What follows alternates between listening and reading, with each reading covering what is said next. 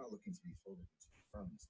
I'm looking for an association. You provide me your resources. I'll give you a piece of my business. We project an image here, Mitch, when our clients have come to expect.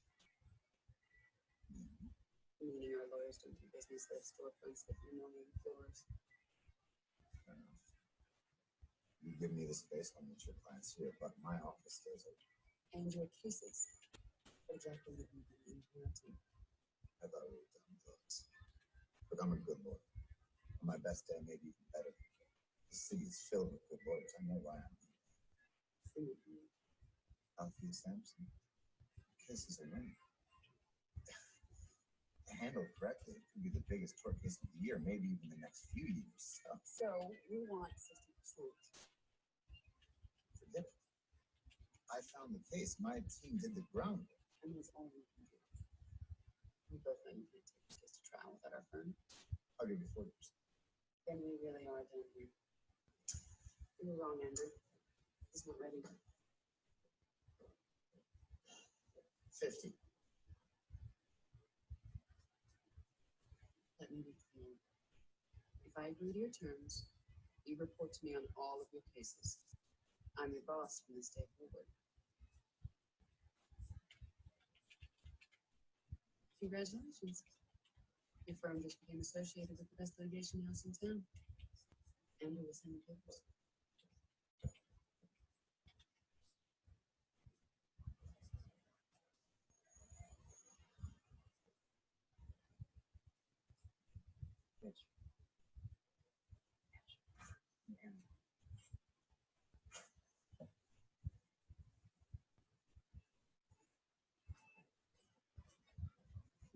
Sure. See you this week. Sorry, bro. I'm here. Got the money? You realize once I take that. I've been over. You have to do it now.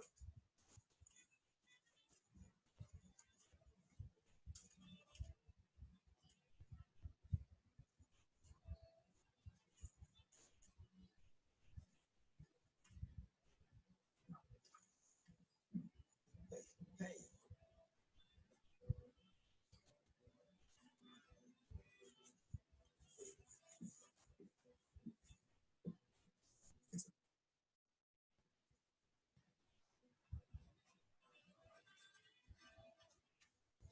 Hold on, Ryan. I don't know if you can hear me or not.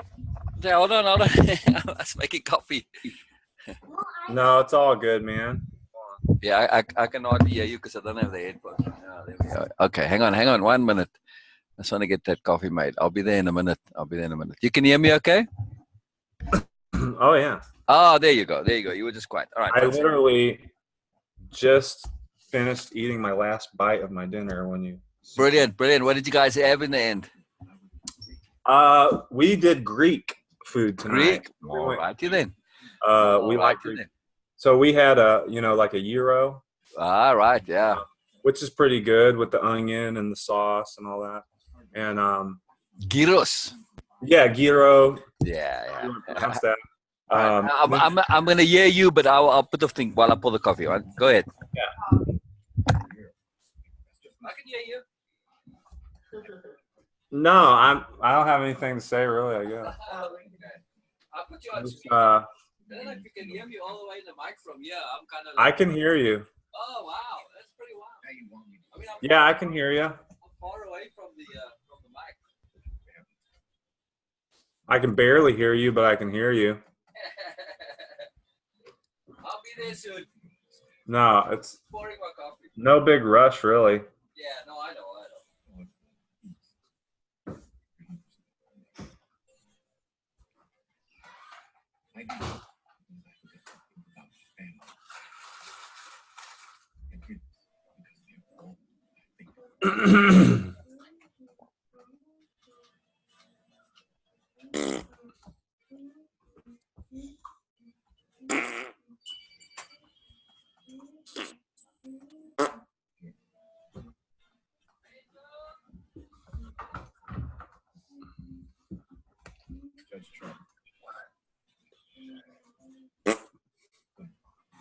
Did you say something?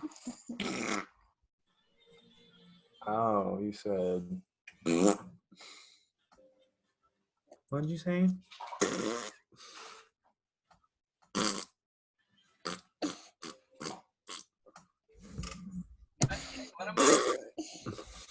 Who's farting like that? Oh, that was me. I was doing it with my mouth. I thought it was Juliet making big stinky ones. She was laughing about it. Oh, okay. No, I wasn't. You weren't laughing? I was actually You don't make big stinky ones? She does. I bet you do. I bet you do. You learned it from your dad, right? That's right. How about Pierce? Juliet, does Pierce make big stinky ones? Not really. No? Oh, wow. He's more like mom. They don't really fart too much. Silent but deadly. Right. Juliet, we do all the farting for the whole family. And my daughter. Me and my 2 daughters. That's what's weird. So Aurora also dropped some big ones. Oh wow, that's pretty wild. What's interesting is me, Juliet, and my daughter, our blood type is O. All Same of us. here. Same here. I'm O positive. Yeah. Now, and we all have gas. Right. Because type O's have more of a tendency to have gas and Wow. digestive issues. Oh, that's very fascinating. I did not know that. Janelle and Pierce are A. Ah. So you never hear them fart. Yeah, they're Juliet's trying to tell me something. So what are you saying, Juliet? Tell me. what are you saying? I'm trying to do it. Oh, an A. I can only do Do an the X. Ah, A is excellent. We love A's. We love A's. And we go A, and then we go plus. A plus. A plus. A Right. plus more. And exactly. And A stands for appropriateness and awesome and fairness and adventure, right? And all those things. Appreciation. See, A is just a magical letter. It stands for all sorts of wonderful things. Right. Right. That's why we call it the A plus philosophy. Everybody likes to get A plus. Yeah. She's my little lover here. Oh, very good. Oh, very good, Juliet. Well, you got a lover's name. That's right. It's appropriate for her, for sure. Like, Wow. How did the names come about? Any story to them, or just kind of pick them? well, yeah. With me, I have a meaning behind everything. Of course. So, Pierce. My middle name is Craig.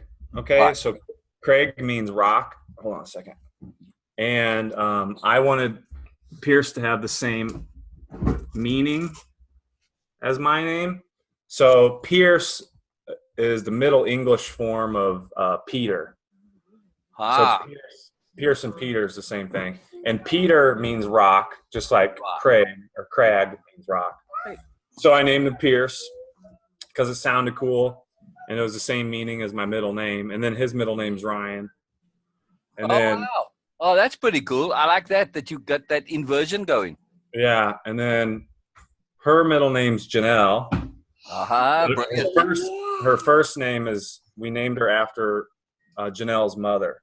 All right. Her name was Juliana, Ah, but they called her Julie. And she passed away when Janelle, what were you, a junior in high school? I'm 17. She was 17. I just finished my junior year. She was just, and her mom died. I was with Janelle, like when she collapsed and died. oh wow. Yeah.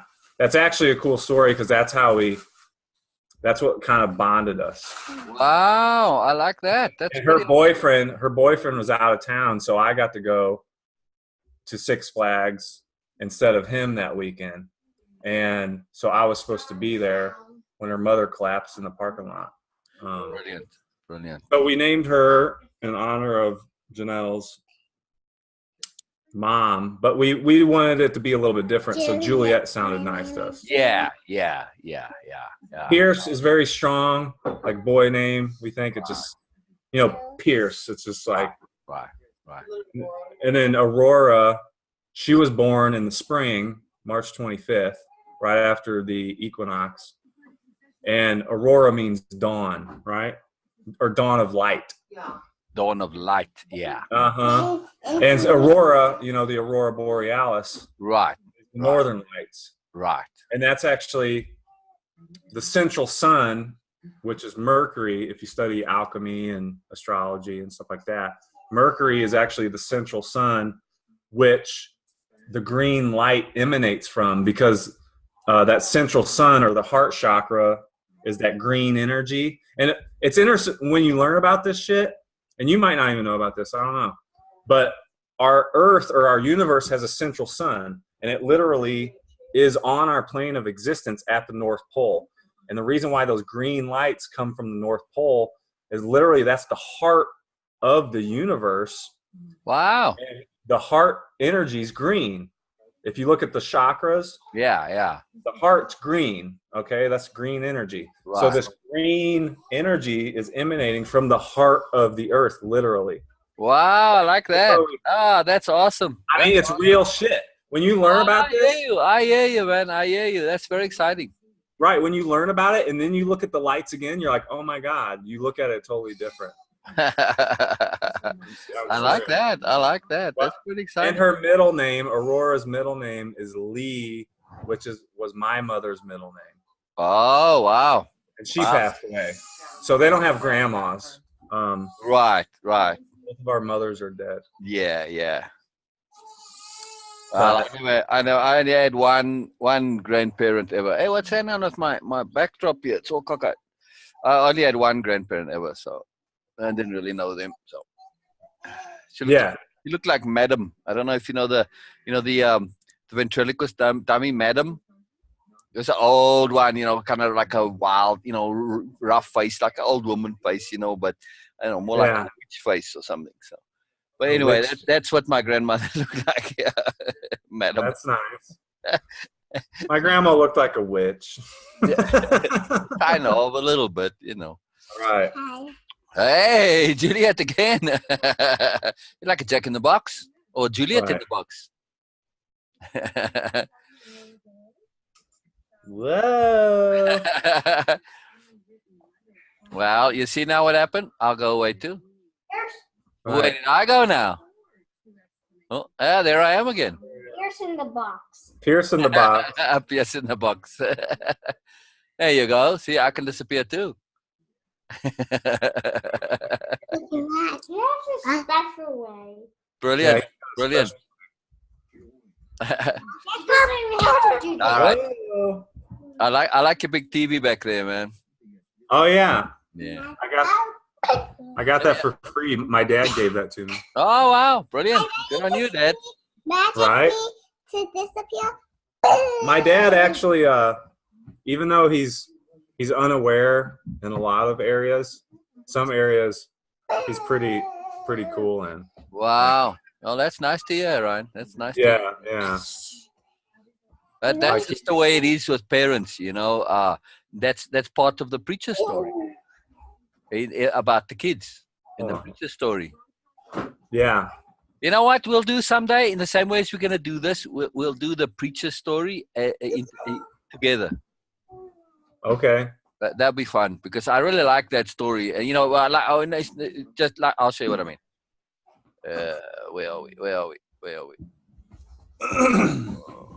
Here we go. Janelle said she's kind of listening off to the side. Oh, okay. Okay. She's nursing the baby. Oh, I got you. All right.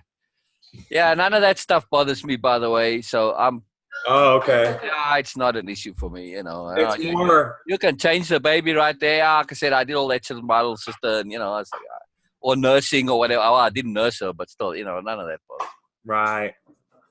I was explaining to Bina. I was saying, well, it's a long story, but when I was a kid, I made a point very specifically to be unoffendable and uninsultable. I just like the strategy of it, Well, because I was in a situation where I could easily have been teased a lot, and if like my siblings, not teased, but because of the nature of the way our whole family situation went, there was this big divorce, there was a big drama, and I don't know if you guys grew up in the city or in a small town, but we grew up in a relatively small town, and at the time, divorce was a dirty word. You didn't say divorce in polite company. Oh, we didn't. Well, Well, then you know what I mean. Okay. yeah. I mean, Well, so in our church, our church, we don't. right, They don't like divorce. right. So it's very conservative society, and that whole divorce was a dirty word. Anyway, so my father was a doctor. He's prominent in the town. Everybody knows who he is. And there's this whole big drama divorce. Now it's a soap opera story, so I'm not going to go into that necessarily because there's a lot of fun involved in it. It's part of the young man story. So anyway, so because of all this drama and scandal, like lots of scandal involved, you can easily be a target. And well, I said, no, fuck this. I'm not going to be a target. No, not for me. Thank you very much. So I would bet the kids. I say, I'll bet you whatever the amount was, and it was like $5, which was like a huge amount of money. I didn't have $5, but anyway, I'll bet you $5. You can't insult me. Nobody ever took me up on that because I knew they wouldn't be able to, and they knew that I knew, and they knew I wasn't going to make a bet for that large amount of money if I wasn't sure about it. So they never took me up on it. But I first made sure that I was not going to be insulted no matter what, because you just think it through, and insults are just kind of lame ass nonsense. And the only way you can get upset is if it's true in some way, and if it's not true, well then it's like somebody saying the sky's purple. Yeah, so what? It's ridiculous. It does. Why should I get offended with what's ridiculous? But the strategicness of it was that because I did that, and I was willing to bet that, they just figured after that, well, it's no point in even bothering, with any crap with this guy because, well, it's not going to work. So they just left me alone. Right. So I never had any issues in that regard. Well, that's nice. Yeah, it was kind of handy. It's just, simple trick, but what makes it really kind of cool in the context of the course, I'm always connecting to course, even though we're going to have fun now, but is that that self-leverage. In a sense, you saying that you're leveraging your like we all have an inner Mr. Stubborn or Mrs. Stubborn or Mr. Pride. So if you take stubborn pride in not being offendable or not being insultable, well, hey, pretty easy. It's not really hard to do. We just got to leverage those kind of inner, I call them aspects, those inner aspects. And, Mr. Stubborn or Mrs. Stubborn, man, they are really powerful, and pride. They're very powerful if we use them positively. Like take pride in not having an ego. Fantastic. It works so phenomenally well. Take pride in being self-honest. Take pride in being honest. Very simple, right? Yeah, it's like righteous judgment. Exactly. Right. You know what I mean? Like, we're not supposed to judge, but if you judge righteously, it's okay. Right. That whole thing with judgment, that I got the little bee in my bonnet about that, just a little bit, not really, but it's just complete bullshit. When people say don't judge, that means please forgive me about my crappiness. That's what they're asking for. Right. So well, I think it's more, you can't judge a matter accurately unless you've already dealt with that in your own life, I think. Right. So it's to a large extent. Right. In general. Judging without hypocrisy, right? Right. Exactly. In general. However, for me personally, I said, bring it on, man. I want to be judged. I said, bring it on. If you can show me something about myself, which I'm not aware of, that's crappy, I will thank you for it. Well, it's helping you. Right. Exactly. Tell me, if you just come and share with me what's good about you gotta understand. Right. You're a Virgo, and we like that. We like correction. Right. Oh, we do okay. Right. We do okay with it. Exactly. Tell me I'm right. If you tell me I'm right, I learn nothing. Tell me I'm wrong, I learn something, and I'll thank you for it. Right. Very simple. Very simple. Well, because Virgos, a lot of times we're right. That's the thing. What do you mean? What do you mean? A lot of times, I take objection to. If you're gonna be Virgo, go all the way, right? Right. Most of the time, and I even told this to my wife. Most of the time, I'm right. But I will admit if I am wrong. If somebody can prove me wrong, I welcome it. I Oh, actually, absolutely, I absolutely, want somebody to prove me wrong. absolutely. And Right, it makes me upset when there's nobody out there that will even do right, it. right, And I'm like, right. doesn't Right. make any sense. Right, exactly. And the only reason that we generally write is because we make an effort to think it through. And personally, I think it through to the end. That's the key. Think it through to the end. So I'm thinking it through, and I can only say, according to what I know, this is right. I'm not bullshitting. I'm not fudging stuff. I haven't been undisciplined. I've not been thorough. I have been diligent, and I've been scrupulous. I've done everything. In other words, I've been impeccable. So it's like, how can I not believe this is right? I have to. I just, it's You a matter have of to. honesty. It's not a matter of ego, me being right. It's just a matter of honesty. That's all. It's pretty simple. Yeah. All right, Yeah. Mr. Let's get to you. Your water. Let's get to Oh, I'm gonna you. grab something real quick. Hold on. Okay. It'll just take me 1 second. No problem. I got plenty patience, man. I got plenty patience. No problem. Ryan is September.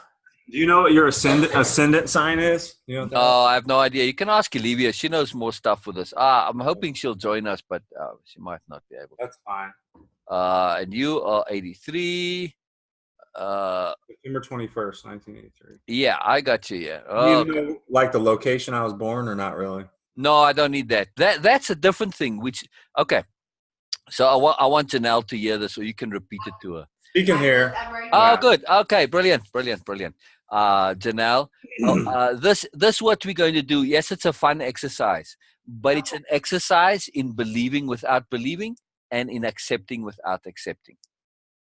So that's kind of the heading, the theme. I always like to have a theme, that makes it, gives it pertinence and relevance, and that makes it useful.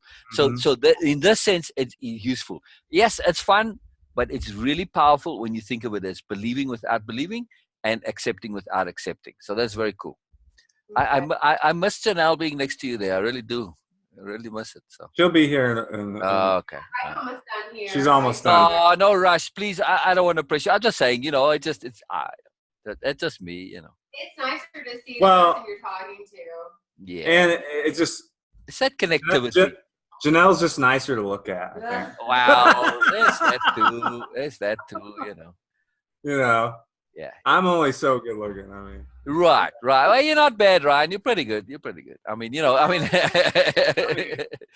if you like guys with mustaches, Yeah. I can appreciate male beauty. I've at least I've Right. overcome that hurdle in my life. I think it's pretty hypocritical and lame if you can't do that. You know what I mean? Well, if you you have can't to. appreciate it. Yeah, you can be non-biased and say a man looks good. Yeah. Well, no, I mean it's like if you feel like you have the ability to perspective shift a bit and that you've overcome prejudice and things like that. Well, that's just one more prejudice. It doesn't mean that I'm necessarily attracted to guys if I find them I find them good looking. That's So what I'm I have saying. it's that honesty. But how can I not say somebody is attractive as a guy? Or Well, good looking? Yeah, you just got to be honest about it. right. I agree with that because Right. I don't like men sexually, but No. there are men that I would say are more attractive than Right. other Or men. I can even see when a guy's sexy. I can even see that without necessarily having. Well, it's like and the same- energy. It's Right. the energy. Exactly. Yeah. The same applies for women. I can see a woman being sexy without me being attracted to them. There's plenty of women that Right. Well, anyway, I'm celibate anyway, so that's. Oh, good for you. I mean, Yeah, that's yeah. good.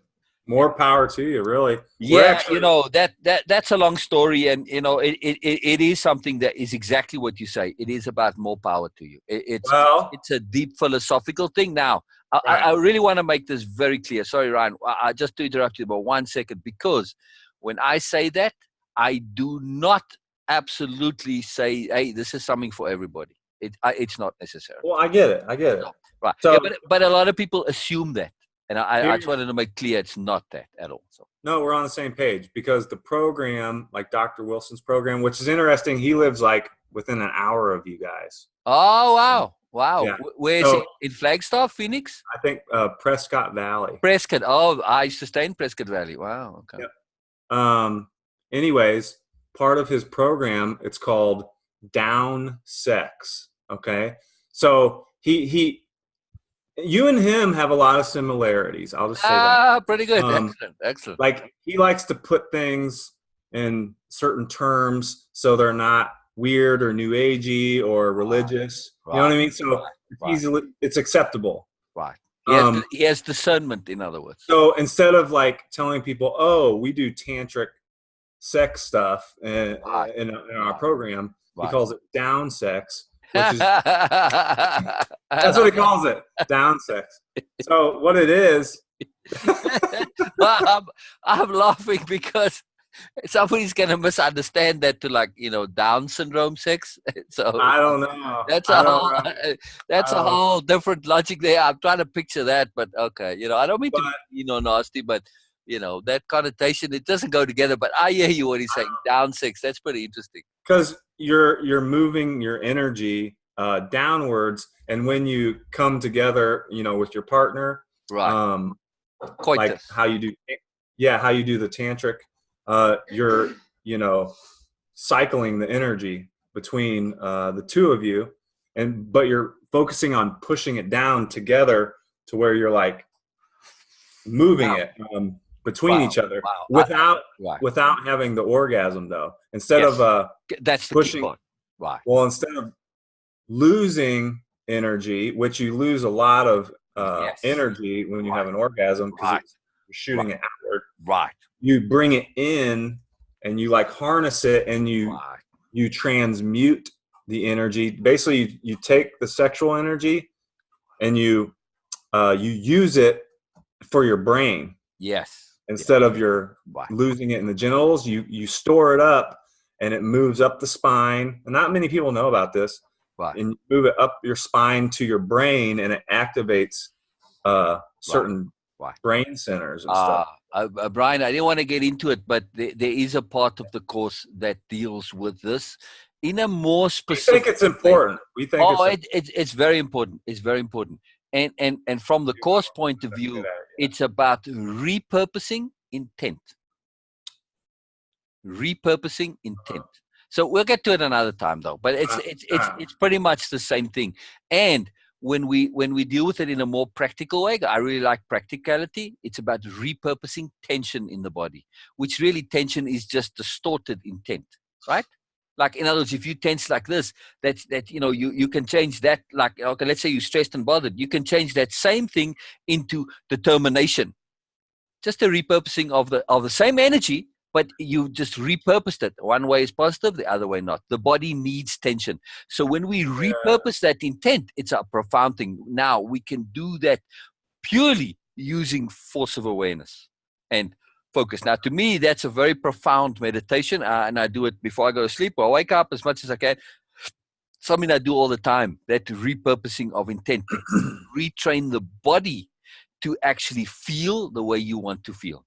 You training the body to feel impeccability. I'd like to get to that point. Right. Yeah. So we'll get there. We'll get there. It's kind of a difficult thing to explain, but we'll get there. And it sounds like through Dr. W here, we'll he's got some angles on that. So, but yeah, it's just something that I've done for a long time, and it's very powerful, but just in a very specific way, though.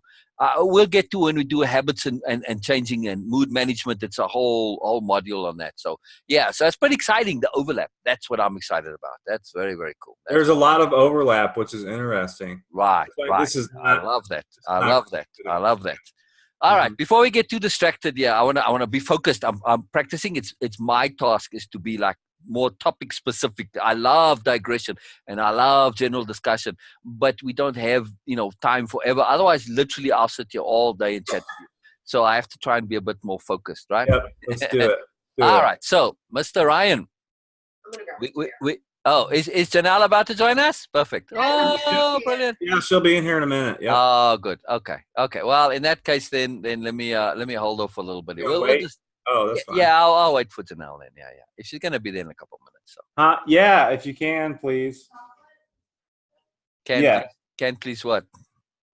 She's gonna get me a little bit of ice cream. Wow. What's wrong with you? I feel like you know what? Here's what's interesting. I'm just saying, what's wrong with you that you can't get it yourself? No, I'm just teasing. I'm just being an ass. Sometimes it's appropriate to eat ice cream. Oh, it's always appropriate to ice cream. I just meant like, why can't you get it yourself? I just well, because the thing is, yeah, I'm seeing Janelle walking with a baby, and you're like, oh, can you get me some ice cream? It's like, man, I guess I enjoy having a This is servant. what's wrong with him. His arms don't work. right. I like giving guys a hard time who just Yes. assume that. He So needs a hard time. I understand, Ryan. I tease you, but there's a little bit of seriousness in my teasing because it's habit, and we get into habit, and we brought up to a large extent to just assume things and ask like that. And it's a habit for me. I make an effort to get out of, to not just assume. I know. It's my mom always. See, I've had this problem since I was born. My mom, she named me Ryan. Okay, and Ryan, it means king or little king. It's like Gaelic, right? Whatever. And so she always joked around, even when I was like 4 or 5 years old. She's like, there's the little king acting like a little king. Yeah. Literally, and I think she programmed that. Well, I think like what you're saying, when our parents name us a name and they call us by that name, now that name means something. So I think we literally take on the characteristics of that name because we're being called by that. So we're being programmed. Right. When little king, oh, here I am. That's me. All right. It's huge. It's huge. You know what I mean? Right. And what we're going to do is change that self-conception. Oh. Profoundly change that. What the Bible says, you get a new name. Right. But we're going to do it. We're going to go again, like everything. There's always more, right? So we don't just do it in the regular level. We go to the nth level. We go to like, next level, X level. Never mind next level. We go to nth level, right? Max level. So we don't just change the name. We change your conception, which is much deeper and more profound than a name. Yes, you can tie it to a name, but because we have to have names that we have to use in society. Now, you can't change the name. I changed mine. Elivia's changed hers, halfway. Me and Janelle, we actually talked about that before. Right. So you can do it, but it's not necessary, though, because the names still are limited. The self-conception, much more powerful. So part of what we're doing here today is that change of self-conception. Oh, and while Janelle's busy there, if she wouldn't mind, could you bring me? No, I'm here. Could you bring me a little bit too, please?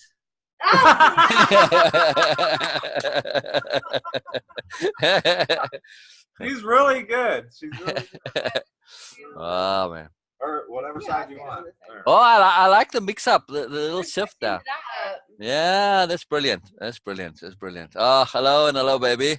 It's first time I see Aurora with clothes on. She's always been partially naked before. Usually it's when she naps is when we meet with you, and she gets really sweaty during her nap. So I just put her down in her diaper. But yeah, she wears clothes, just not when you see her. No, I liked seeing that because there's so much that comes out of her physicality. It's really profound. There's a noticeable difference in the perception for me now than from before when she didn't have. Oh yeah, big difference. Wow. It's quite amazing. Yeah, it's fascinating. Yeah. It's like the energy is. I can't see that from. I don't know how to describe it. It's really profound. That's funny. Wow. Yeah, it's really interesting. I maybe it's just the way the body is structured, that the tension or the intent in the body really, and that's what we're talking about earlier. Intent in the body. So her bodily intent, it's a very cohesive and contained, not relaxed. Because you see some babies, they just like these little like flop bundles. You know what I mean? They got like no structure. She has that, but hers is contained. It's not all relaxed and just kind of soft and mellow. It's self-contained. So I see that in the physicality, So it's pretty fun. Okay, so let's get started on Ryan. And I was saying to Ryan earlier, the heading, the center column what we're doing here, it's an exercise in believing without believing and accepting without accepting. Right? That's what we're all about. Now it's also about the preliminaries of redefining self-conception. but we're going to do it in a fun way. Okay, so it's a fun exercise that has real value. So all right, so let's share this. So Ryan's day is September 21. You can see the screen, right? Yeah. Oh yeah. Okay, so September 21, 1983, and because of the year, it's the day of current taste, but because your year makes it the day of experienced current taste. Now, hold off before you say what you think that means. As we get into it, that will reveal itself. Sometimes these names are like you really get what they mean. These guys are very articulate and they use language really precisely and they mean a lot. So this is a really dense, condensed, fractal conception. This experience, it's like we're saying those self-telling stories. But sometimes you have to kind of know beforehand to connect to what they mean. So we'll get there. Okay. So the day of current taste. So let's go into the details here. Okay. So experience day of current taste. That's because of your year makes it experience, but the day in general is the day of current taste. All right. So yeah, you get your day traits. And now if you're evolved, then you're going to be progressive, tasteful, and aesthetic, which I say yes, yes, yes to that on Ryan. Yes, I think so.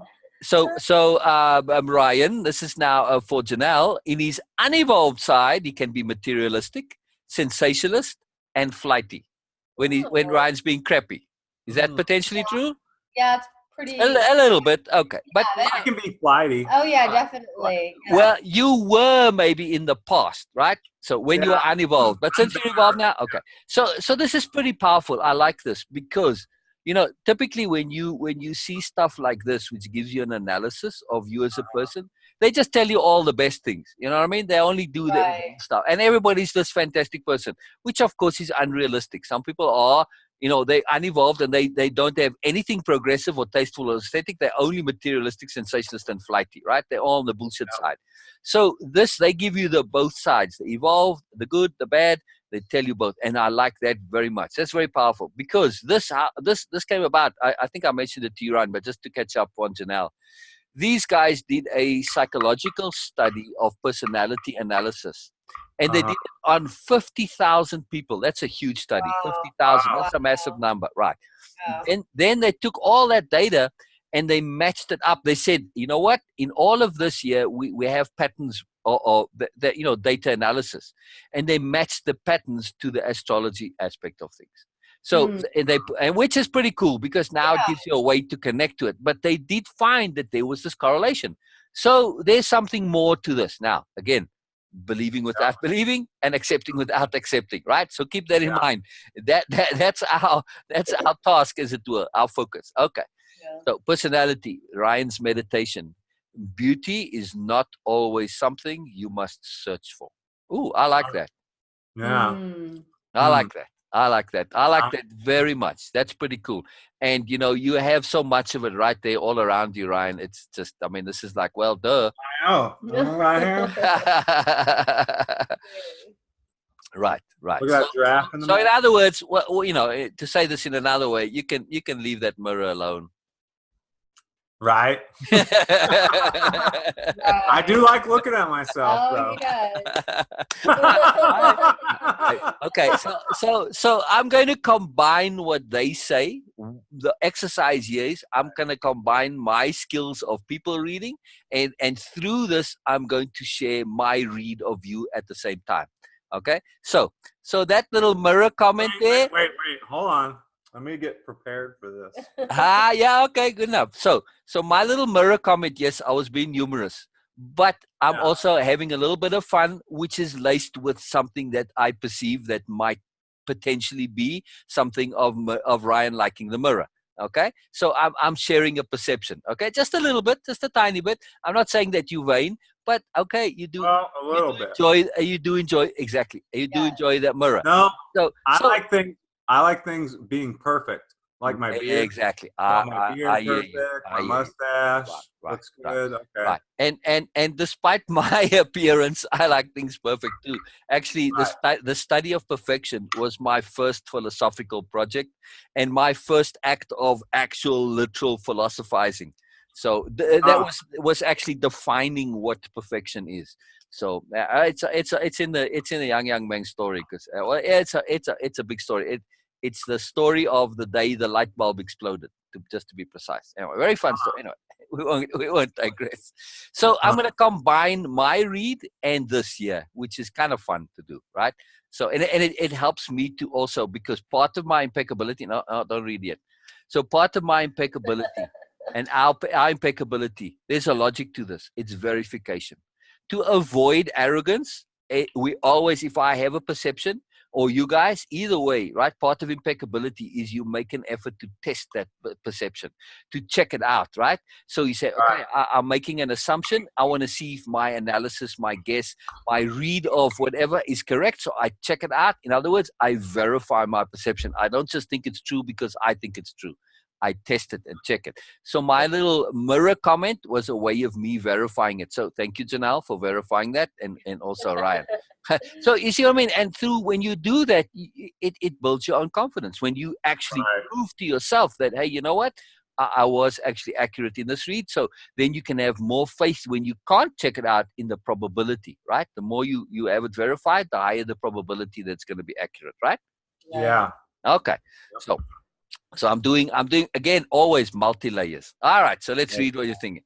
Those born on September 21 are very much concerned with the prevailing social tastes of the times, either in setting them with their own circle or observing them. It can be said that most September 21 people are extremely up to date in their thinking, their dress, the way they keep their homes, even the car they drive, or at least have a strong desire to be. Okay? Consequently, if their financial circumstances do not allow for such a contemporary lifestyle, those born on this day can grow rather unhappy. Okay.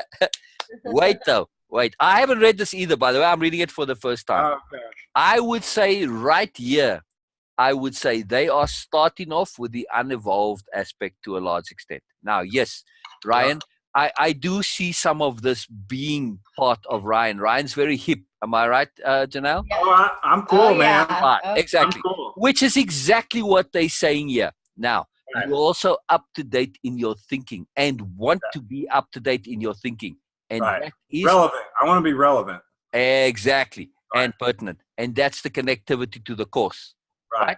The course is going to make you not just relevant to today, but relevant for what's to come.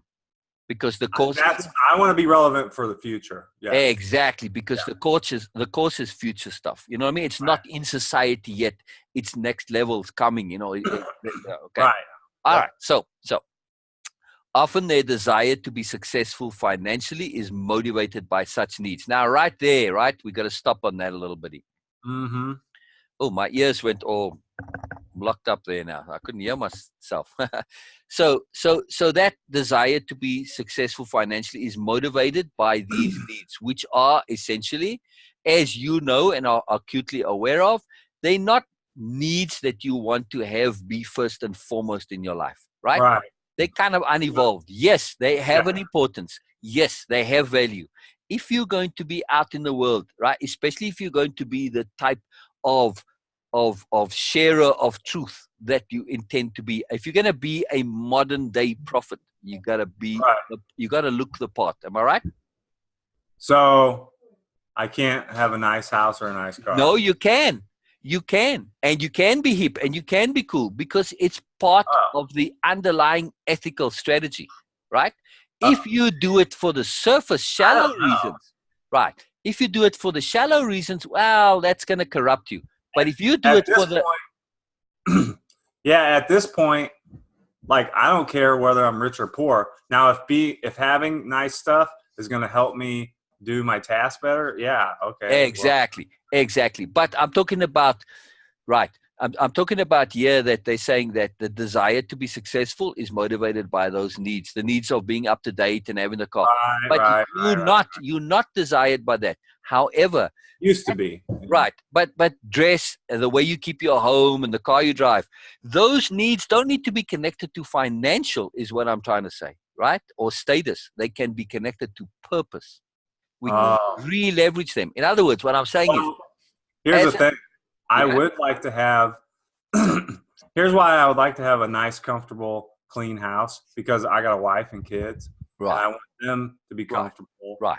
You know what I mean? I have different motives now. Right. Exactly. But also, yeah. what I'm trying to say though is, if you're going to be a modern day prophet, right, which essentially is what you are, looking the part is profoundly useful.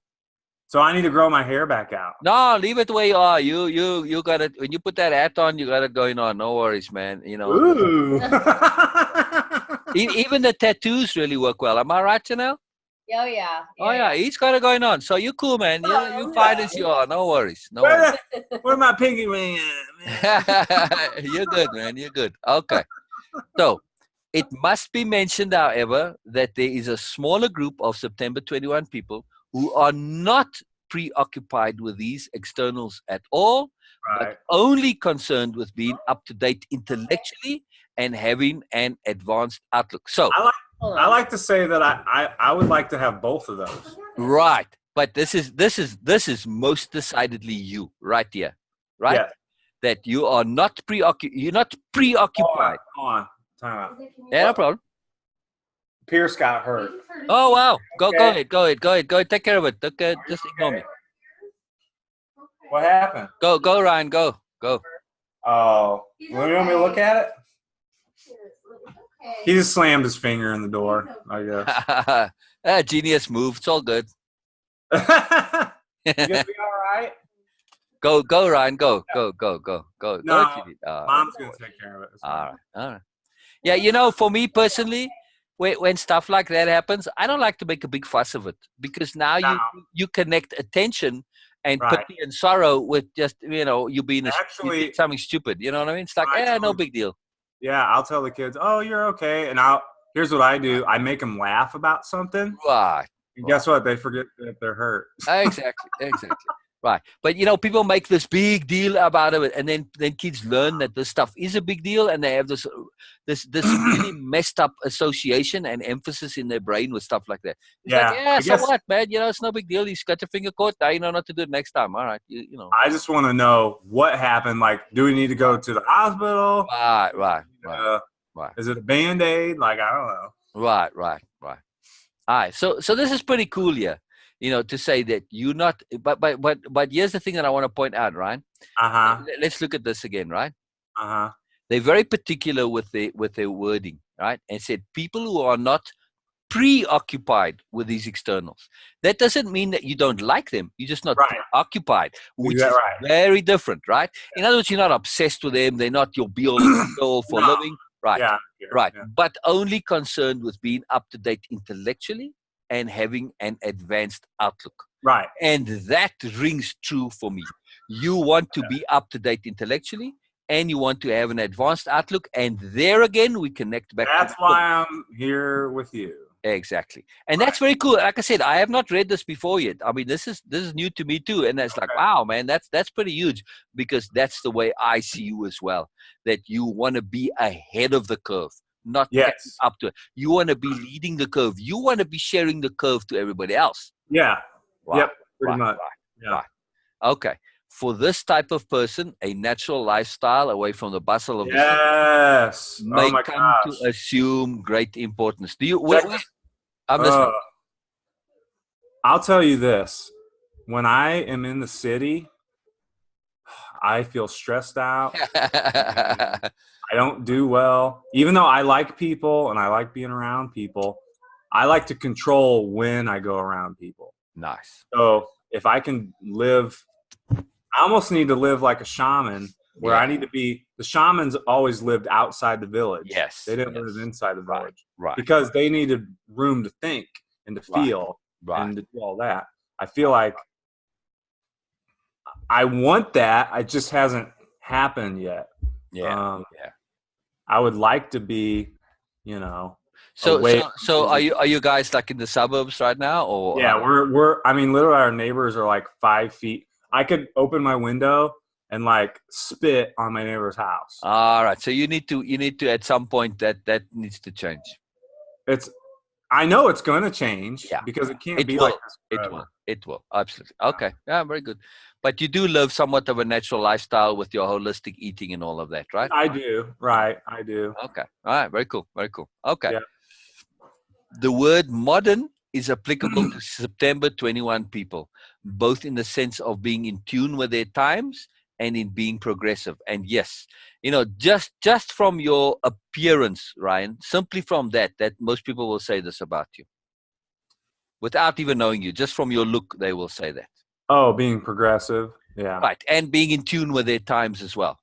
Yeah. Yeah. You are Right. connected to that. You have a natural attunement to what's going on in terms of the flow of Olivia and I call it the tonal of the times. Well, I'm TONAL. really good with I'm really good with fashion and things like that. Right. Exactly.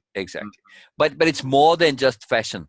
The tonal of the times, it comes from another whole I'm aware of culture. what's going on. Right. But it's more than just fashion. It's the sentiment of the times. It's the prevailing understanding of the times, the general mood set, mindset, and what people believe in, what they think is cool, what they think is right, what they think is good. All of that goes into being in tune with the times. It's not basically much more than fashion. I know what people need right now. There you go.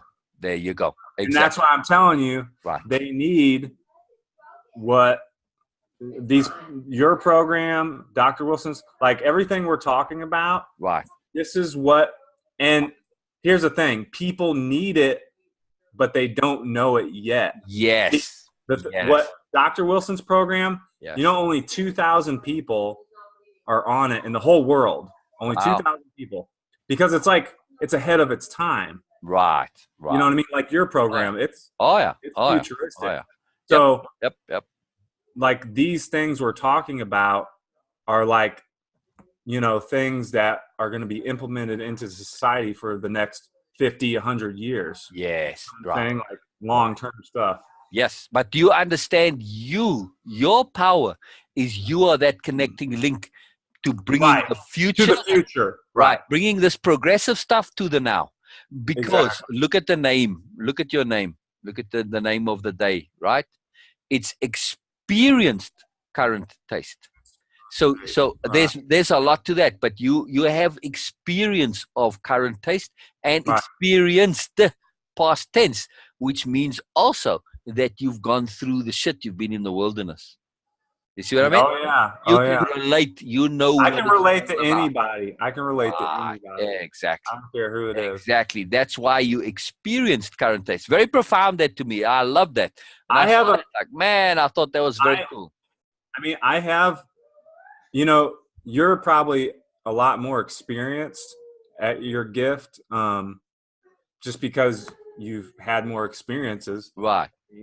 I also have a gift where I can jump when I'm focused, and I'll probably get better where I can jump inside someone. Yes. Yes. Like I can become part of them. Yes. Ryan. You know what I'm saying? Right. Oh, I hear you. Absolutely. This was for me when I was a kid. Every single day, most of my life, I've practiced that. I'm too sensitive. That's skill. My problem. Right. But that particular skill of knowing people, of reading them, of getting inside them, that's something I've worked on. When I was a kid at school, man, this was a big project for me. Like I was consumed by it. I would get to know new kids that came to the school. And I would my first initial program was to get to know people at a first glance. So I would make that initial impression and then I'd get to know them. I'd go out of my way to get to know them, to check and see how accurate I was. And, and through trial and error, I developed that skill. So yeah, it's a big deal. Okay, let's read on a little bit more. Yeah, I guess so.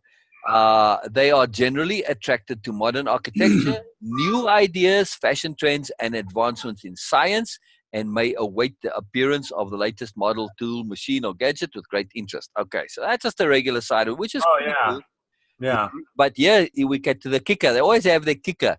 The reasons for this interest are not only a fascination with innovation and wishing to be seen by others as up to date, but also a real knowledge that such developments can better their lives and allow them to work more effectively, efficiently.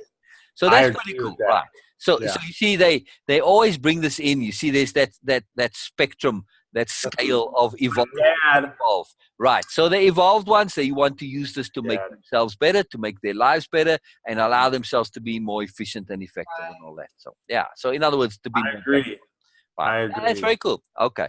September 21, people take great pride in their creations, whether of physical forms such as children, works of art, businesses, constructions, or more abstract nature, concept, systems, plans, inventions. Yes, that's very important, and we're going to get onto that. That we're going to do that whole collaboration, then you're going to do your own stuff and all that stuff. It's very important. The ideal occupation for those born on this day may be one which allows them to dream up new ideas and then see them through in practical application. Oh, I like that. Right there. Yeah. That's the I am about practical application to a T. And the course, it's taking these ideas and bringing them into practical application. That's precisely the course right there. That's what Mercury does. That's what Virgo does. We're ruled by Mercury. We can bring things down from heaven, which is the higher concepts, and bring them to earth and make them practical, actually implement them. I'm just laughing because that Council of the Gods story, which is, it's a book that, and the story is about explaining how it uses like all the gods. There are a whole lot of them. And it explains how stuff comes to be in the greater flow of things, life, and why you have wars, for instance, and all of that. And it's also the story of the gods being knuckleheads, being jackasses, and like the Greek gods, and just all the gods, they get it wrong because they're all focused on worship and all this nonsense. So it takes up with these gods. They've kind of wised up after a few centuries of being jackasses. They've sort of getting their act together, and now they're starting to figure out how things work, and they themselves live in attunement to the universe, but coming from their perspective. Anyway, so the two gods that are like leading this thing is Jesus and Mercury. So anyway, that's why I was Mercury. That's why I was laughing. I didn't know Mercury was. I'm not too much into I didn't know Mercury was the thing for Virgo. So that's why I was laughing, because when you said Mercury's the Virgo side, I was like, okay, So check it out. Mercury, it goes deeper. Mercury is actually, Jesus and Mercury are the same thing. Oh wow! Wow! Right. Check this out. Like the Bible. There's a lot of astrological stuff going on in the Bible. Okay. I'm listening. So the sun, and this is literal stuff. So I think it's Isaiah, where it talks about the sun returning, and the Revelation talks about the sun returning back to earth, right?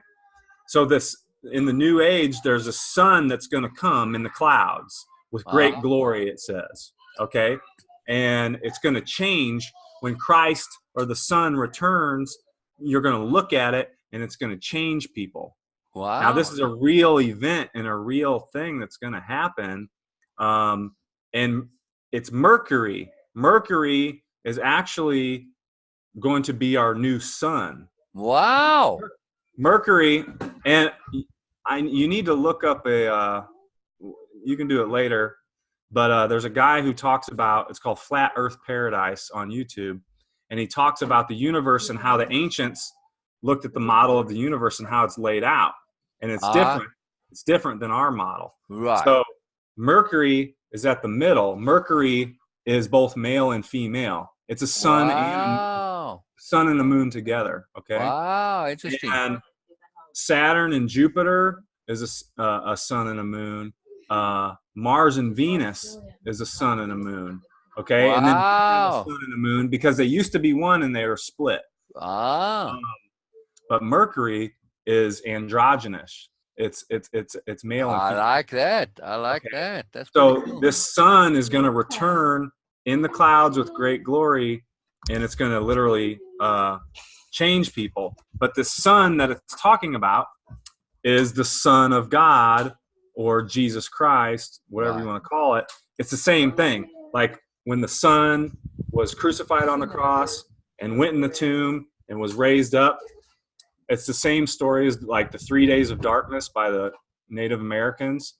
That's part of the event where everything goes dark, like in Revelation. The stars fall from heaven, everything goes dark, right?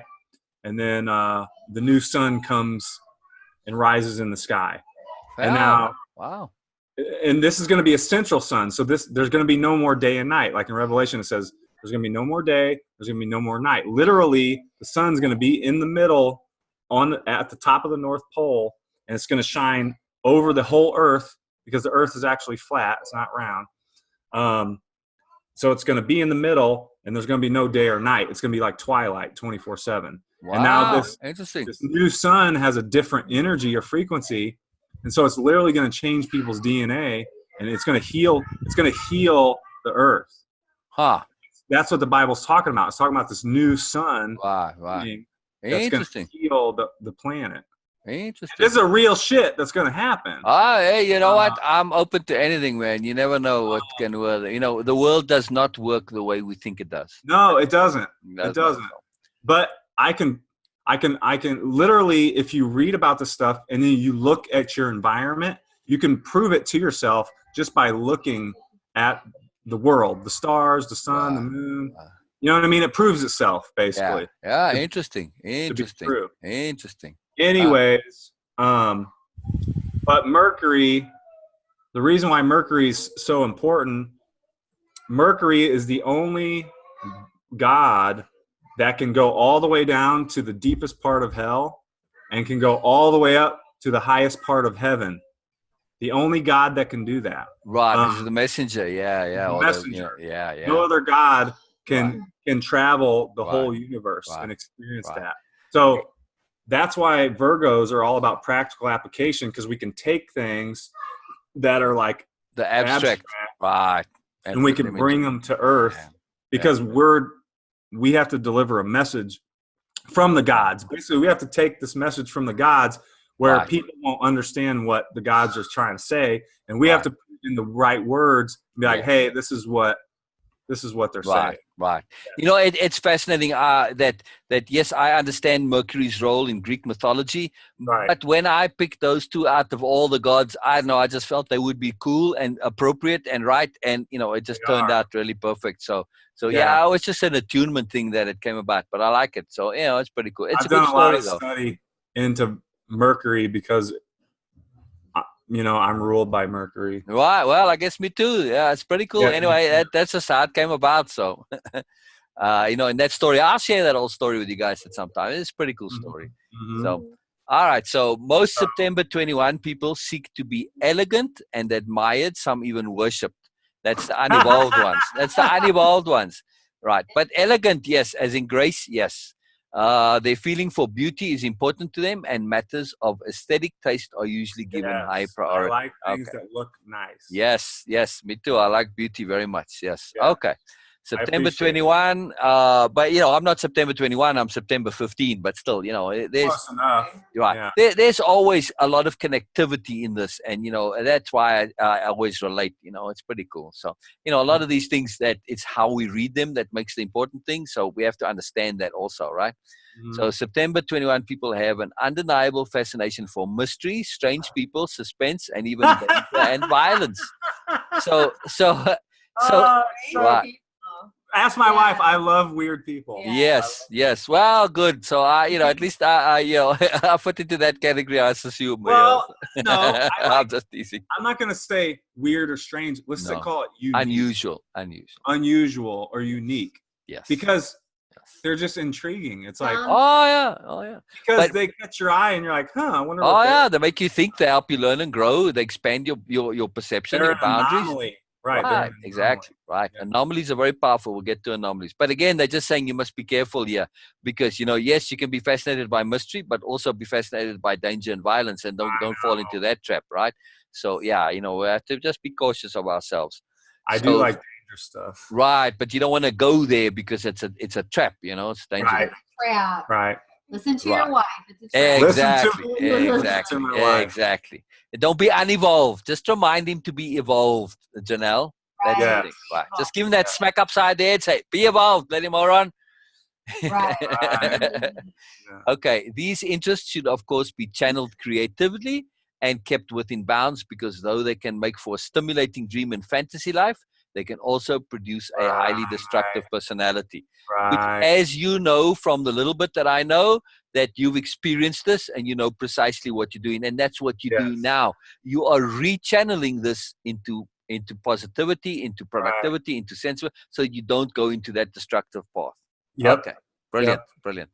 A September 21 person's idea of beauty can very well be tinged or even characterized by unusual desires, and indeed may be less a function of balance, harmony, and proportion than of something rather wild, asymmetric, and provocative.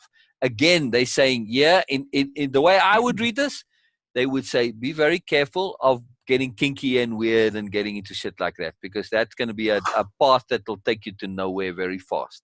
I used to be a little wild. So. Exactly.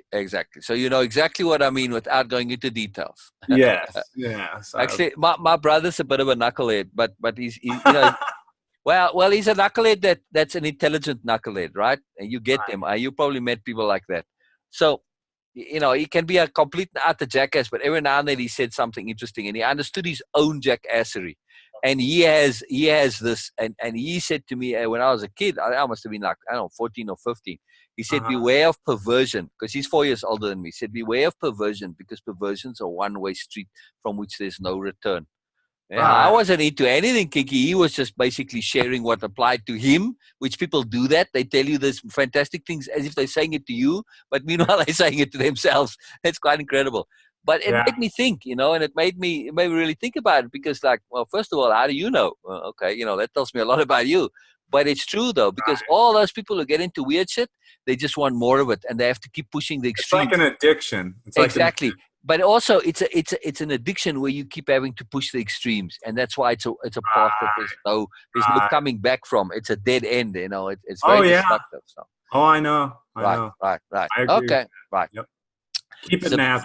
Yeah. Right. September 21 people do have a way of imbuing the commonplace with an unusual air and of making mundane subjects more interesting. I love that.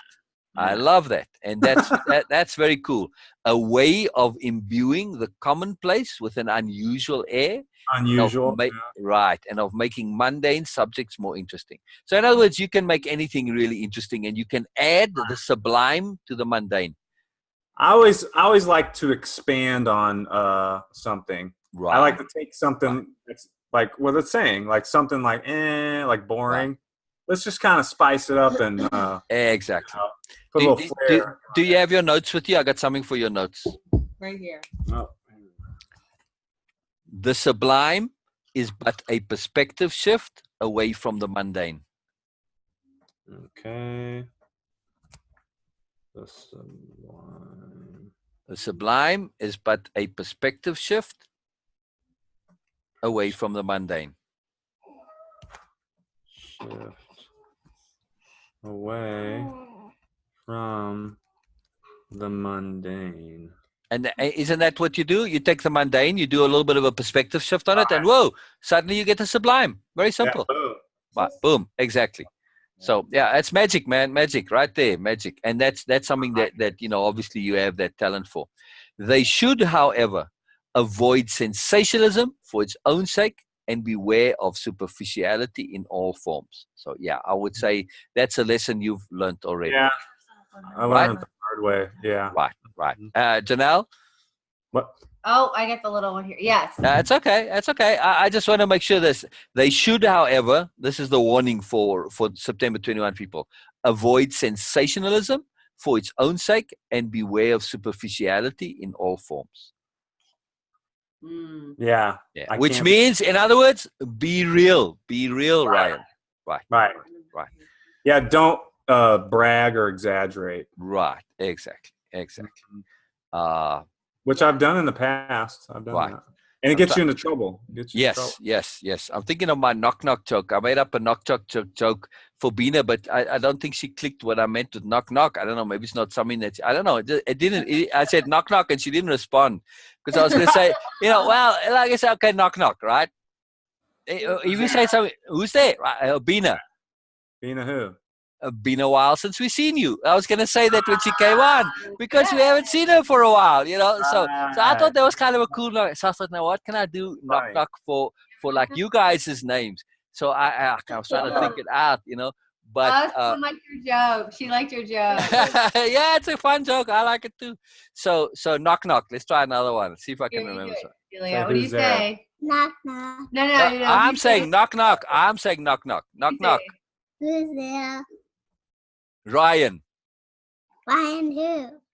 Ryan and Bali have deep ancient roots. Ryan and Barley. Rye and barley. Right. Oh, rye and barley. So rye and barley have deep ancient roots, but also make the devil's brew. Oh, well, I thought we're getting on the Polish level of jokes. That was a good one. I like that joke. Because rye and barley makes whiskey. Yes, it does. So it came up to me because of this, where it said beware of superficiality, and in that where you can be really profound on the one side and you can be kind of crappy on the other side. So rye and barley have deep ancient roots because they really do. They go back to biblical times, made bread with rye and barley. They are literally ancient grains with deep roots. Right, so I thought that's kind of cool way to go with Ryan's name, So I thought I had one for Janelle, but I can't remember now. The kids have one for you. Did you have a joke? Oh, you don't. You got a joke? They came in because they heard Yeah, us telling I All jokes. right, tell him. Knock knock. Who's there? Juliet. Juliet who? Juliet, I see you. Ah, Juliet. that's Oh, good. I see you. There we go. I like that. I like You that. have one? Brilliant. You No. got one, Pierce? No? Next time. Next time. I had a cool one for Michael. Let me see. Oh, we'll pretend he's here. Let me see if I can remember it now. Yeah, dang it. You got to write it down. Yeah, I know. Usually they come back to me pretty easily. Yeah, right. We have to write it down because our brain just. I know one doesn't remember stuff, but I in something like this, I kind of don't write it down because I like to kind of refigure it out for myself. Right. So, kind of fun, but it'll come to me, the Michael's one. So Okay, maybe when he's. yeah, Right. Oh, you're in a good mood. Yeah. Got your little dress on. I feel like I'm behind you on this side. Behind me? Yeah. So next time I like the other side. yeah. I you seem more appropriate on the other side. I don't know Yeah, why. you're Here, so just- close. It's called just get up and I feel like- stretch. I feel like There. I'm behind your 1, 2, 3, back. go. All right, hold on. Right, there you go. Oh, There you go. Natural order is restored. Or yeah. You should have just Valid. told me earlier. Well, you're talking. Nah, it's all good. I can always come back to my subject. Interruptions are never a problem for me. I have this peculiar skill. It can even take a week and I can come back to or a month or even longer. It's no problem at all. No problem at all. It's just the way my brain automatically works. It's always on a theme, but then it goes off into sidetracks. But I come back to that theme. I don't know. Just random. Okay, so here's your advice, Ryan. Find your true values within. That rings. That's like, man, yes, absolutely. Now I think that applies to anybody, but I would say in the light of what we were saying earlier, Ryan, our entire conversation about connecting to Royal Ryan and you expressing your self-truth. That's find your true values within. Absolutely. Don't get carried away by the latest and greatest. Yes, absolutely. Try to keep to one path. This is very big deal here. And this I absolutely feel, I would say absolutely. Would you agree with this one, Janelle? As advice for Ryan. Try to keep one path. Right. I'll tell you. I agree 100% with that. So Ryan, Yeah. when it comes to the course starts with focus of purpose and clarity of intent. Right? So the clarity of intent is to know what you want to do in life, what your intent is, right? Which in your case, you have all sorts of intent. You want to share goodness. You want to share progressiveness. You want to share new thought. You want to do all the stuff, right? Be a modern day prophet. In other words, share value, right? Yeah. Now, the focus of purpose is to find one way which satisfies all of that, right? Right. That's what I need to figure out. Right. So that's the point with the holistic and with the way of impeccability is to combine them into one thing under a new university so that it's one project which is sharing both of them. You know what I was telling Janelle? What? And I thought about these ideas like 10 years ago. I thought about this. I said, if you look at a college, most people, you know, they quit going to college and they didn't want to go to college because it wasn't worth it, because it wasn't of value, blah, blah, blah, blah. And things are changing. Like the school system and education system is changing. And I said, you know, we need to have like a new type of education system, or a college. Yes. Literally, if you think about how a college works, you go there, you pay them money to learn about a certain thing, and you get a certificate. Why? Right? A certification because you learned about that really good, whatever. And then that helps you function in the real world. Why?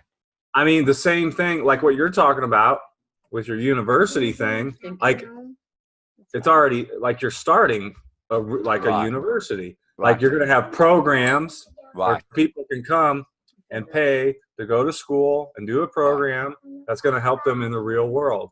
Right. Like, you know what I'm saying? Oh yeah, but Like, it's not different. but look at that name though. There's something very particular. This is not just a regular deal, because it's a new you, and a new is spelled as one word, not two words. Right? So there's a double meaning. So anew, when you see things anew, that's like refreshed. You know what's funny? Right? Which is a little different. And then you is not just you as in YOU, but also you as in universe. And I don't know if I don't even know if you understand that you did this, but you know who Anu is? Yes. Oh yeah. Did you think about that one? Oh yeah, it's all part of that. Yep. Yeah. Oh, okay. Yeah, right. Anu is the original prototype. Right. One God. Right. Right. Yeah. Exactly. Yeah. So I have a whole thing that I go into. It's like a little module class, webinar, whatever, into all the things about the name. It's very cool. So yeah. So Anu is in there. Yeah. Yeah. It's very exciting. A new university. Right. Right. So Anu is also a play on Anu, which is ANU, right? Which is that original prototype God. Right. There's a whole bunch of other ways. You know, it's a new you as well.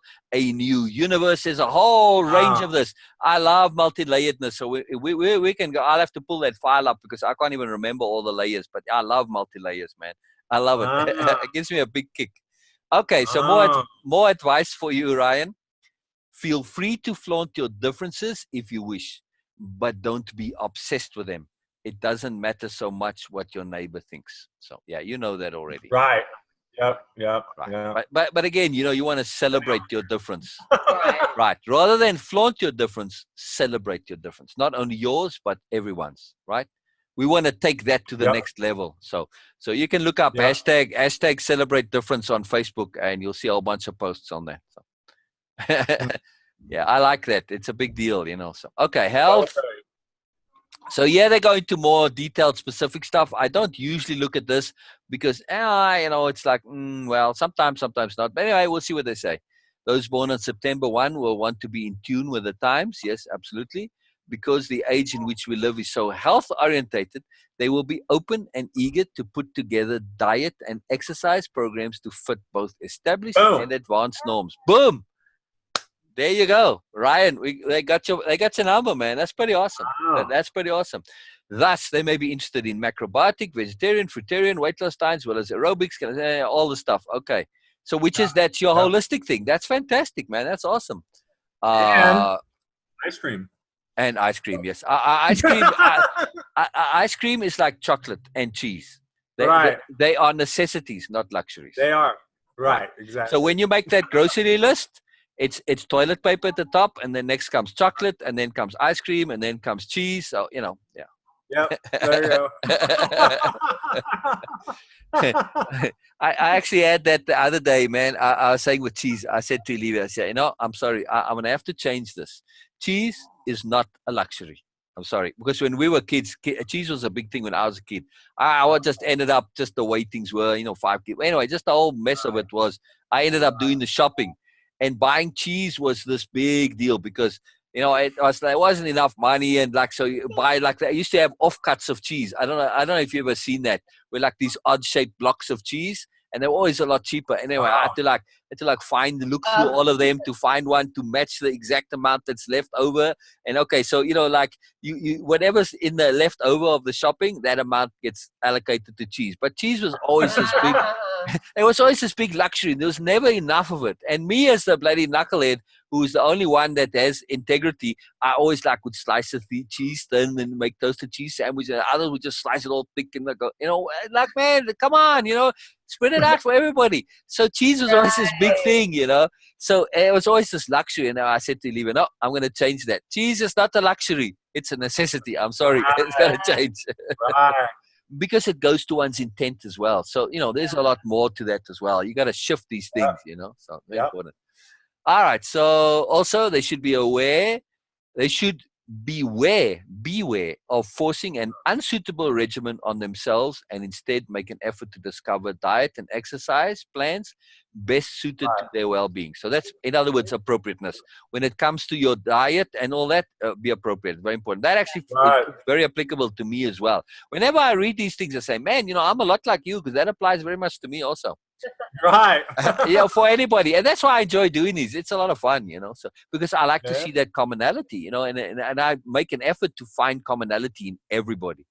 Okay, it is essential September 1 people regularly consult their family doctor or health advisor to monitor their progress and make sure they are not headed in the wrong direction. And I'm assuming you have that connection with Doc Wilson, yeah? Yep. Okay, we do tests every 3 or 4 months to wow. Okay. No, it's cool. Yeah. Oh, no, it's brilliant. Progress every day, 3 times a day. I monitor my progress all the time. All that progress. Right. No, it's all good, man. It's all good. Just don't get obsessed, you know. Just be careful of that obsession deal, you know. That's gotta be careful of that. Right. You know, balance, appropriate balance. So you know, in those, I was talking about the aspects, managing our aspects, like leveraging Mr. Stubborn or Mrs. Pride to positive effect. Now, that started with a little book that I have. I've got to write it out still, but anyway, it's called Managing Mr. A. And Mr. A being for Mr. Anal, right? but in managing these inner aspects of ours, it's very profound. And Ryan, you have a strong Mr. A as well. Now, for me, if I don't manage my own Mr. A, I could easily be in that OCDC territory, right? So I deliberately manage my Mr. A. But here's the key trick with that, just as a real little quick aside. We can manage them and appease them virtually. So you can do things in your mind, like, okay, I can arrange something precisely in my mind. Okay, Mr. A satisfied. All right, yeah, thanks. Now he's chilled. He's gotten his little fix, and I can leave him alone. I don't have to satisfy him all the time. So there's a lot of little tricks we can do to manage those aspects of ourselves. Plus, you can use them positively. When I'm doing accounting, well, Mr. A is fantastic. When I'm doing writing, you know, and my punctuation and grammar, wow, Mr. A is awesome. As an editor, Mr. A is phenomenal. So we have to understand that they have both positive and negative qualities. They just left over personality programs that we didn't pursue to the end because we saw they a dead end, but doesn't mean they didn't have usefulness. We got into them in the first place because they do have usefulness. So we just got to manage them, and we can turn them around, you know, like I said, Mr. Stubborn and Mrs. Pride. If we take stubborn pride in not being offendable and not being insultable, and take stubborn pride in not having an ego, we use that to positive effect. It's pretty awesome, right? Right. That makes sense. Yep. Right. And take stubborn pride in not being critical of others. Yeah. Right. Janelle? Right, Janelle? That's right. She's just actually, I would say, I tease you a little bit. I can be very critical. Well, I was teasing Janelle a little bit. All right, we'll see what your day says. I haven't read yours either. Anyway, well, let's just finish up with Ryan. You know, this stuff at the end, it doesn't always have that much, but it's kind of interesting. Those born on the 21st of the month are ruled by the numbers 3 and 21, and by the expansive planet Jupiter. So due to the optimistic influence of Jupiter, September 21, people may be too easy with their money, which I suspect is true of Ryan, which can lead to debt, overdraft, or losses from from get-rich-quick schemes. Yes. But that's in the past. That's in the past. You've learned those. Right. Those ruled by the number 3 are often ambitious, sometimes dictatorial. Again, you've learned from the past. September 21 people must also be particularly mindful of their social nature dominating their personality. Again, I suspect you've learned this from your past. I suspect at one time you might have been a bit of a party animal, yeah? Well, that's the overstatement. Okay. Those ruled by the numbers 3 and 21 can I sometimes... love parties.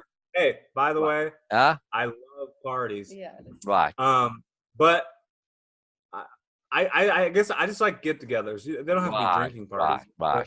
I just like social gatherings. I do. Yes, right. So that's why I'm teasing a bit on that. Okay, those ruled by the numbers 3 and 21 can sometimes arouse jealousy in others, yes, and this is something you need to be aware of. That absolutely can be in you, yeah, and should therefore keep the antenna tuned to any emotional static that may be arising in your environment. Now, this is actually good advice here. Now, again, you know, this aroused jealousy in others.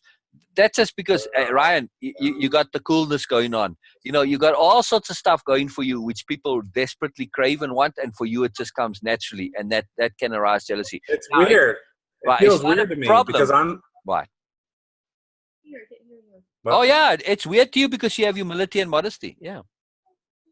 And maybe that even makes it worse. Precisely, because now you're oblivious to your own good fortune, which people are so striving. They're all striving so hard to be cool, and you just come along and you're oblivious about your coolness. So just be aware of it, and then you can deal with it diplomatically. That's all. And own your coolness as well. Own it. You just got to own it. That's all. Right. Because we've gotten comments from Janelle has some friends out in San Diego, and we were visiting with them. We were actually staying with them in their house, and they have it's $1 million+ house, right? It's a big, nice home. They got money, and this is when me and Janelle didn't have any money. We were living in an RV. They said that we were upper crust people. Wow. And we looked at each other like, "Are you kidding me?" Yeah, but you see, you where you are upper crust is when it comes to your integrity and your impeccability, and your sensibility and your sobriety and your earnestness. In that, you are absolutely upper crust. Now, I avoid. I absolutely can't be our bank account. Right. Well, that might come, but I avoid anything that has any kind of hierarchy to it. You know, anything that layers stuff. I guess I took it as a compliment on my part. Right. But to me, that's what they were sensing in you. That you guys you're not just regular people, because you actually, it's the goodness that they were connecting to. And when it comes to being goodness, as from a nobility point of view, being noble people, yes, you have that going. So, and in that sense, that's how come nobility got to be, hereditary nobility got to be confused with nobleness. You know what I mean? Because it's part of the same spectrum, but they confused it, and it's not the same really, because you can be poor and be noble as well, right? It's nice. I mean, it's nice to hear it sometimes, because like I said before, I'm oblivious to. Right. You were. Or I was. Yeah, I was. Right. Language. Watch the language, the personal expressions. I were oblivious. Yeah. I were oblivious. Right. Exactly. Very important. Very important. All right, so that's the thing with this, it doesn't matter what they say, we extract value, and sometimes you find something that connects. Not everything connects, but when it does, it's pretty cool. So it's just a way of leveraging ourselves. Pretty cool. So the 21st card in the major, this is the tarot now, is the world, which depicts a goddess running with energy-giving rods in her hand. She surmounts the world and displays the truth. She has unlimited power. This card symbolizes all that is attainable on the earthly plane. Although reward and integrity are assured, traditionally the card can also indicate monumental obstacles and setbacks of fortune, as well as negative traits of distraction and self-pity. And I would assume that there has been dealt with. Right? You've had your monumental obstacles and setbacks of fortune. Yes. And I would also assume, right, and you're done with distraction and self-pity also, right? Yes. Okay, brilliant. Yeah. So this card reveals the primary task of September 21 people, right, to make their way in the world in a constructive fashion. So that's exactly what you're all about, making your way in the world in a constructive fashion, right? So here's Janelle's comment about that. So You're like, if you oh, you're say done with all that. so much, then I'm going to say what we used to say when people said so when I was kids. So say so again the way you did. So, So buttons up your ass. so That's what, because when we were kids, you couldn't say so. You'd get in trouble for saying so. You know, if you said so, and Yeah. that's where that came from, right? So buttons up your ass to get rid of that habit. I don't know. It's just a silly thing from kids.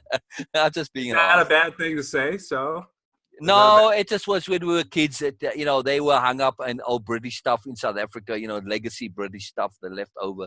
And, just to always be saying so, it's not proper, all that. So it's not a bad thing, maybe no. I But shouldn't say it. I don't know. no, it's not a bad thing at all. It can be a crutch.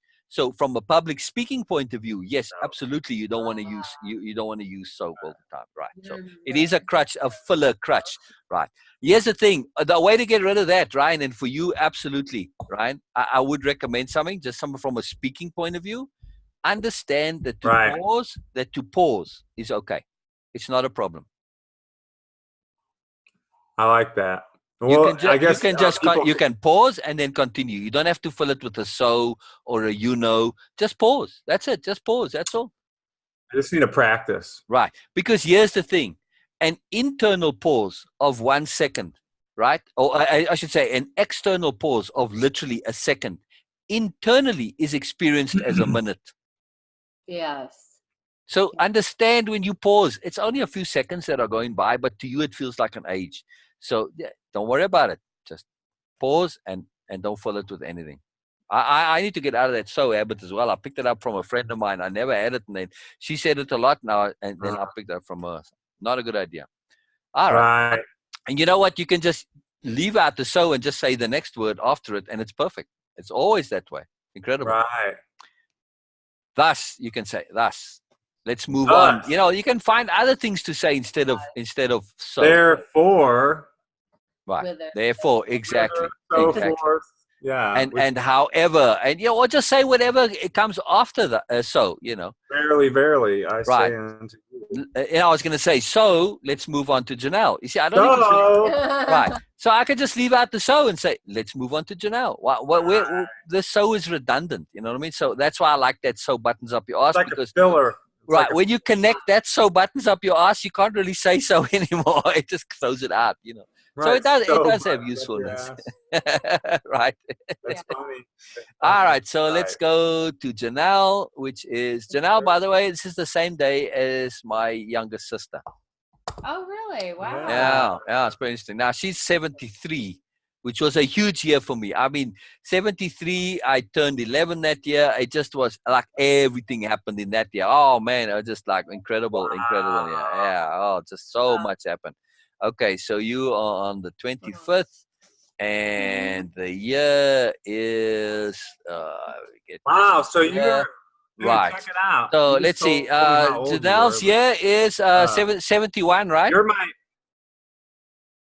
71. you were I'm trying to tease Janelle, but it's not working. 81? wait, I think I said 71. What year were you born? 71? Is that You right, were Janelle? born you were born in 60 though, right? Oh, me. Oh no, I'm in 62. Yeah. No, I just been asked by teasing Janelle, but it didn't work. So Hey, you and my mom, you know what's crazy? Sorry. She was talking to me. What? You and my mom were born 6 days apart. wow. Same year. Wow. So your mom is what, on the 9th or the 20th? 9th. The Yep. 9th. Wow, interesting. And same year, 62? Same year. Yep. Wow, interesting. All right.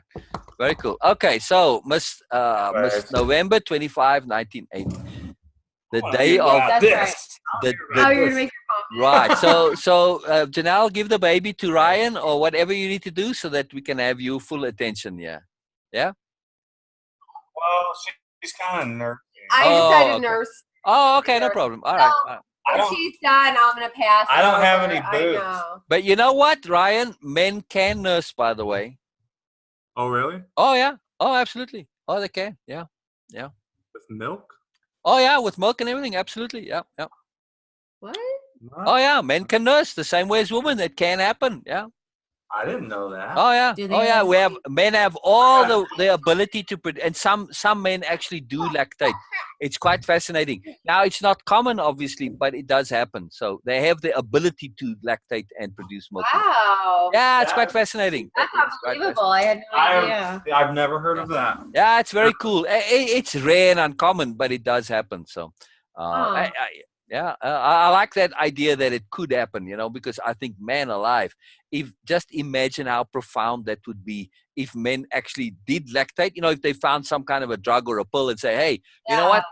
Like the woman said, like, if I'm going to have the kid, you're going to also help me nurse. And you give them the pill, it would change their whole perspective on everything. Oh yeah. I mean, it would be so bloody profound, I mean, if the moment they nursing like that, their whole perspective on having a kid and motherhood and everything, man, it just changed everything. Absolutely, yeah. It would be profound. It would be profound. So, the only problem is, though, I think for most guys, though, nowadays, if they had that baby sucking on their nipple there, I don't know, it would just it would produce too much conflicting stuff in them. Yeah, that's true. Right, but they actually, the breasts swell up in the guys, and they lactate like women do. So yeah, it's pretty. All right. Yeah. All right. So Janelle's day is the day of seductive, sustained effort. Now, Ooh. hold on to that. Hold on. With these names, you've got to kind of hang on a little bit to see how they mean seductive. That may have nothing to do. It may have nothing to do with sexuality. I don't know. Right. It may. I suspect not, because these guys use their language in a really nice way. So we'll see what they say. Okay. Hey, what was mine again? I forgot. Bloody hell, Ryan. You gotta write it down. Here, write it down for me. Mine was experienced culture man or something. Experienced. Well, I can't go back. Damn it! Sorry. Experienced. Hang on, I'll tell you now. But yeah, hang on. Culture thing. No. It was Experienced cool guy. Where did my email go? Did I close it? I had it. I'll just go Don't back. worry about it. No. I because you're making an effort to remember it, so I gotta look it up for you now, because I want to remember it too.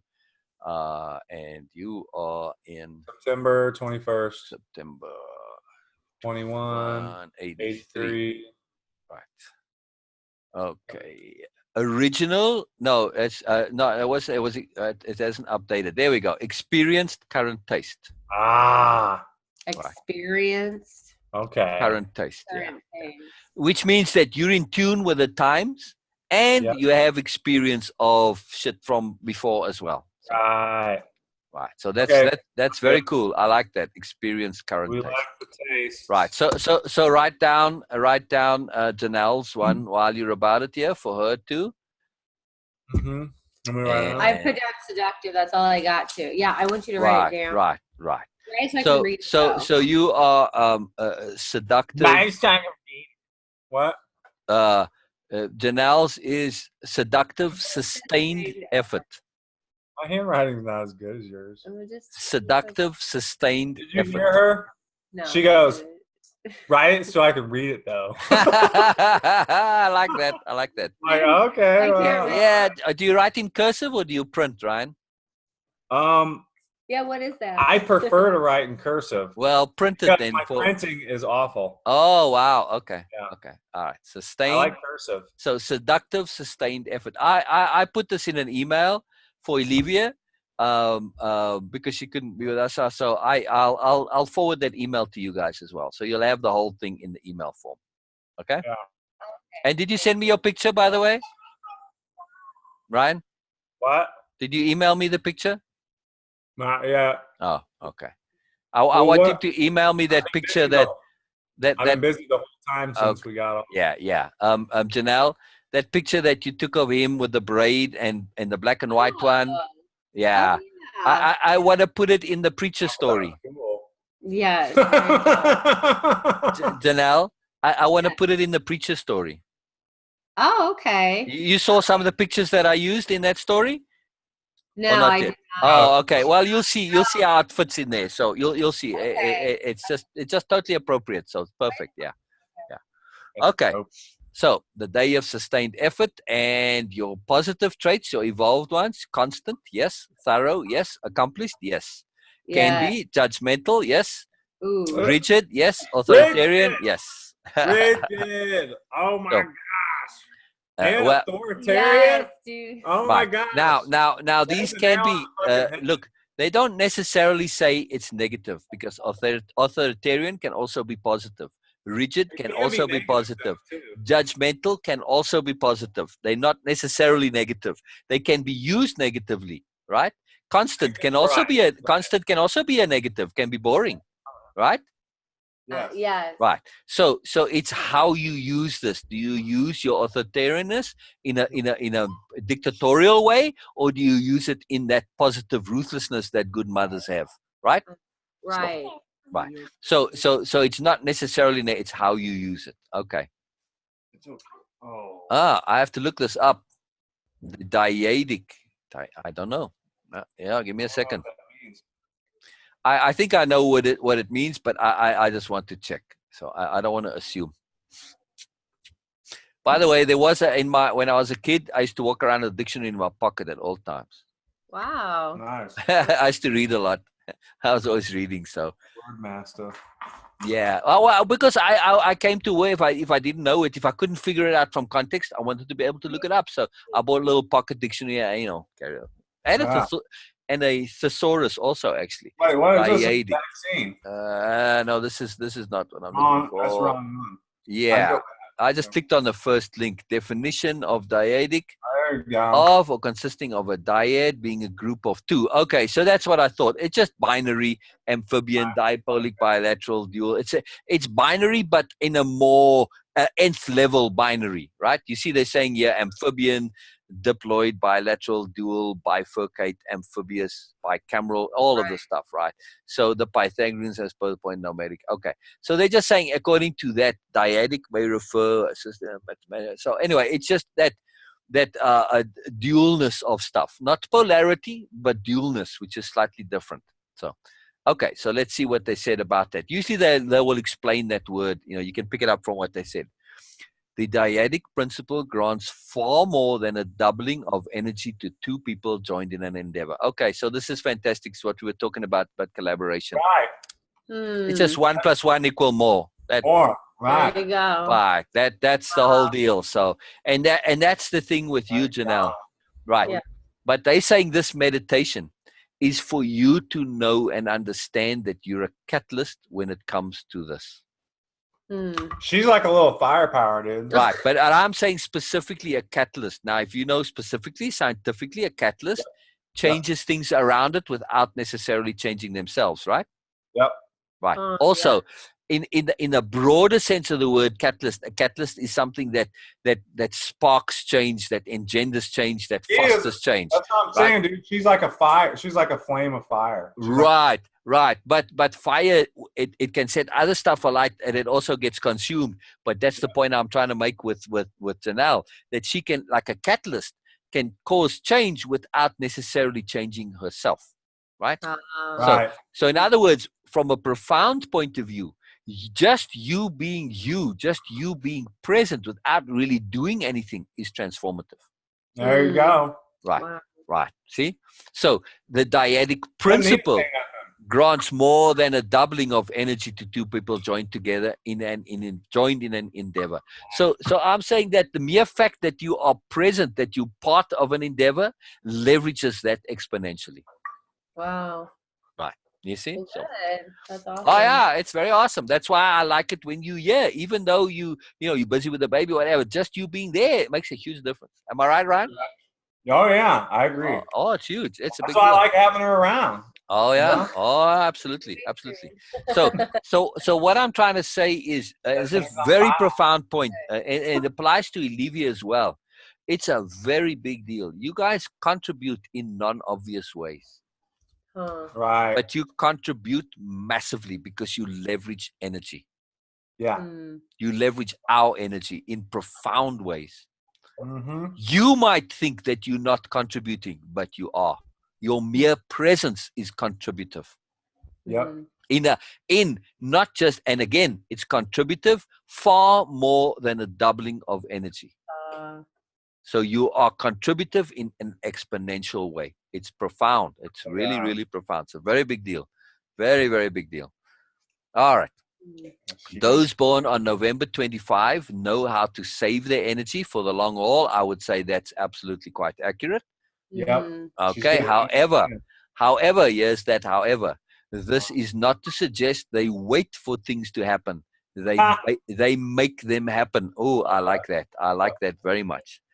Dynamic and productive. They also have a reserved side to their personality that lends them dignity. Yes, indeed. Yeah.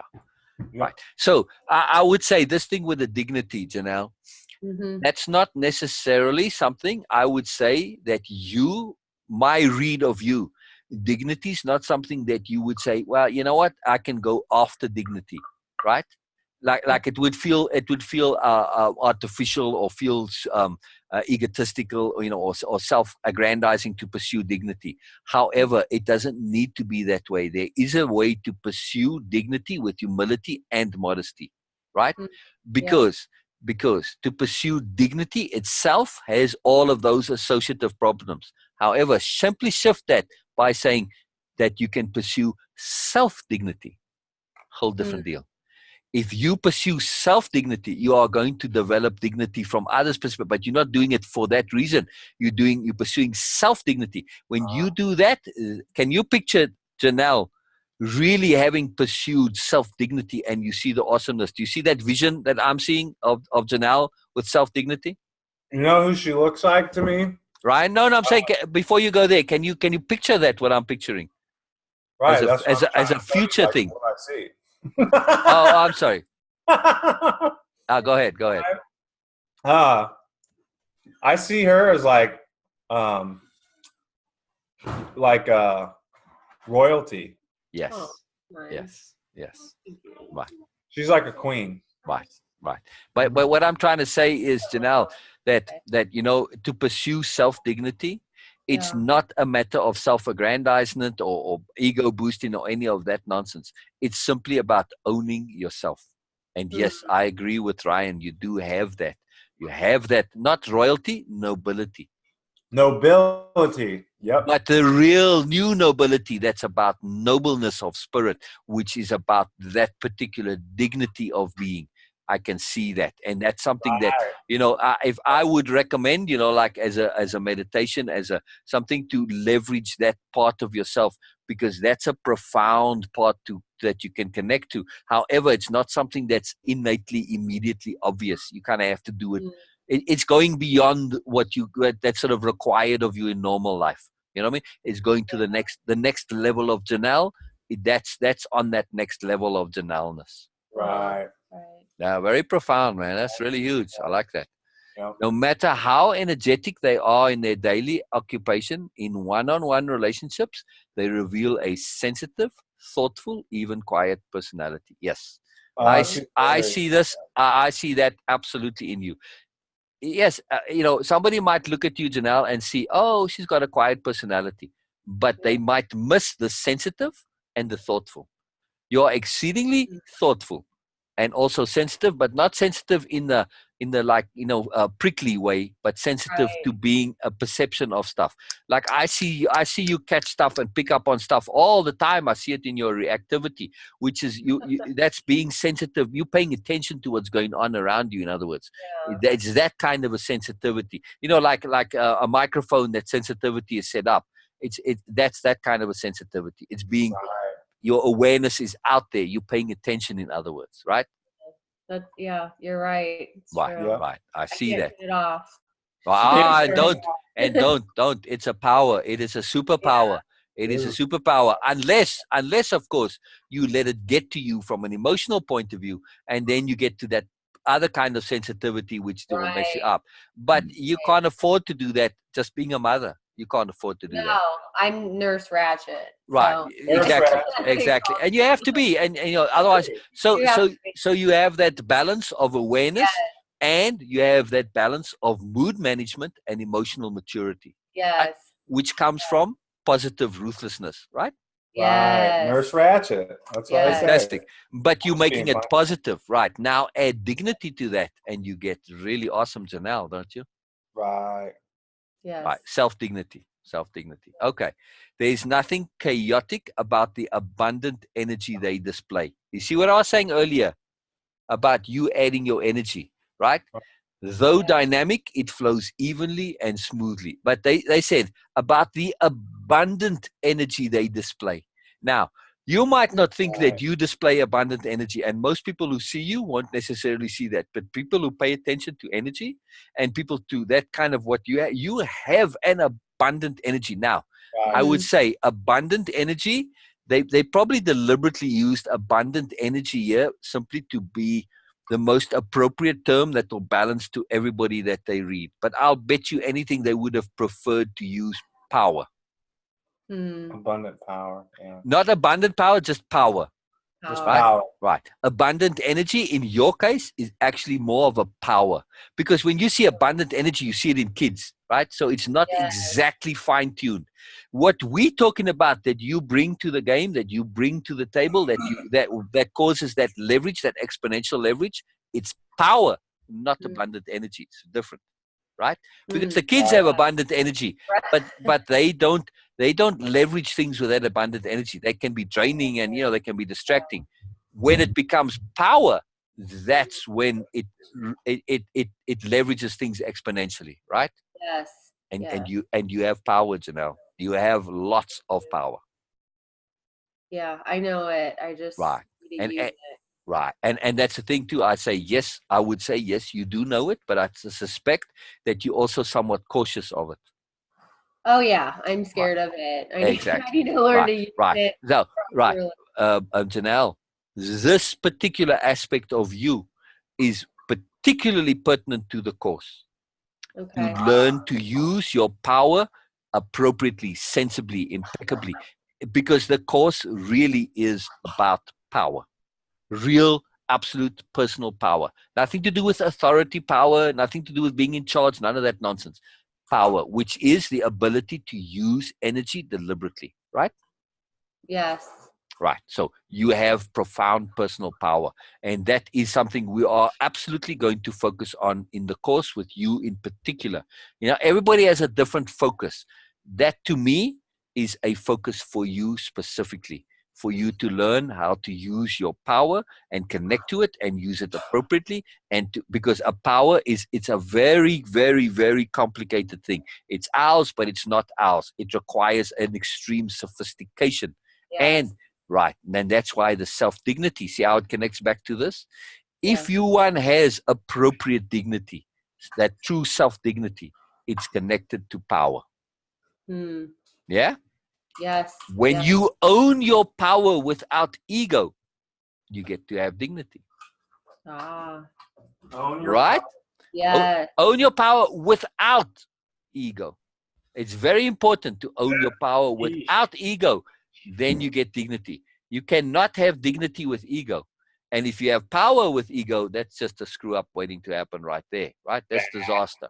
Right. Yeah. But is to make that connection between dignity. Now, also, they don't mention grace here.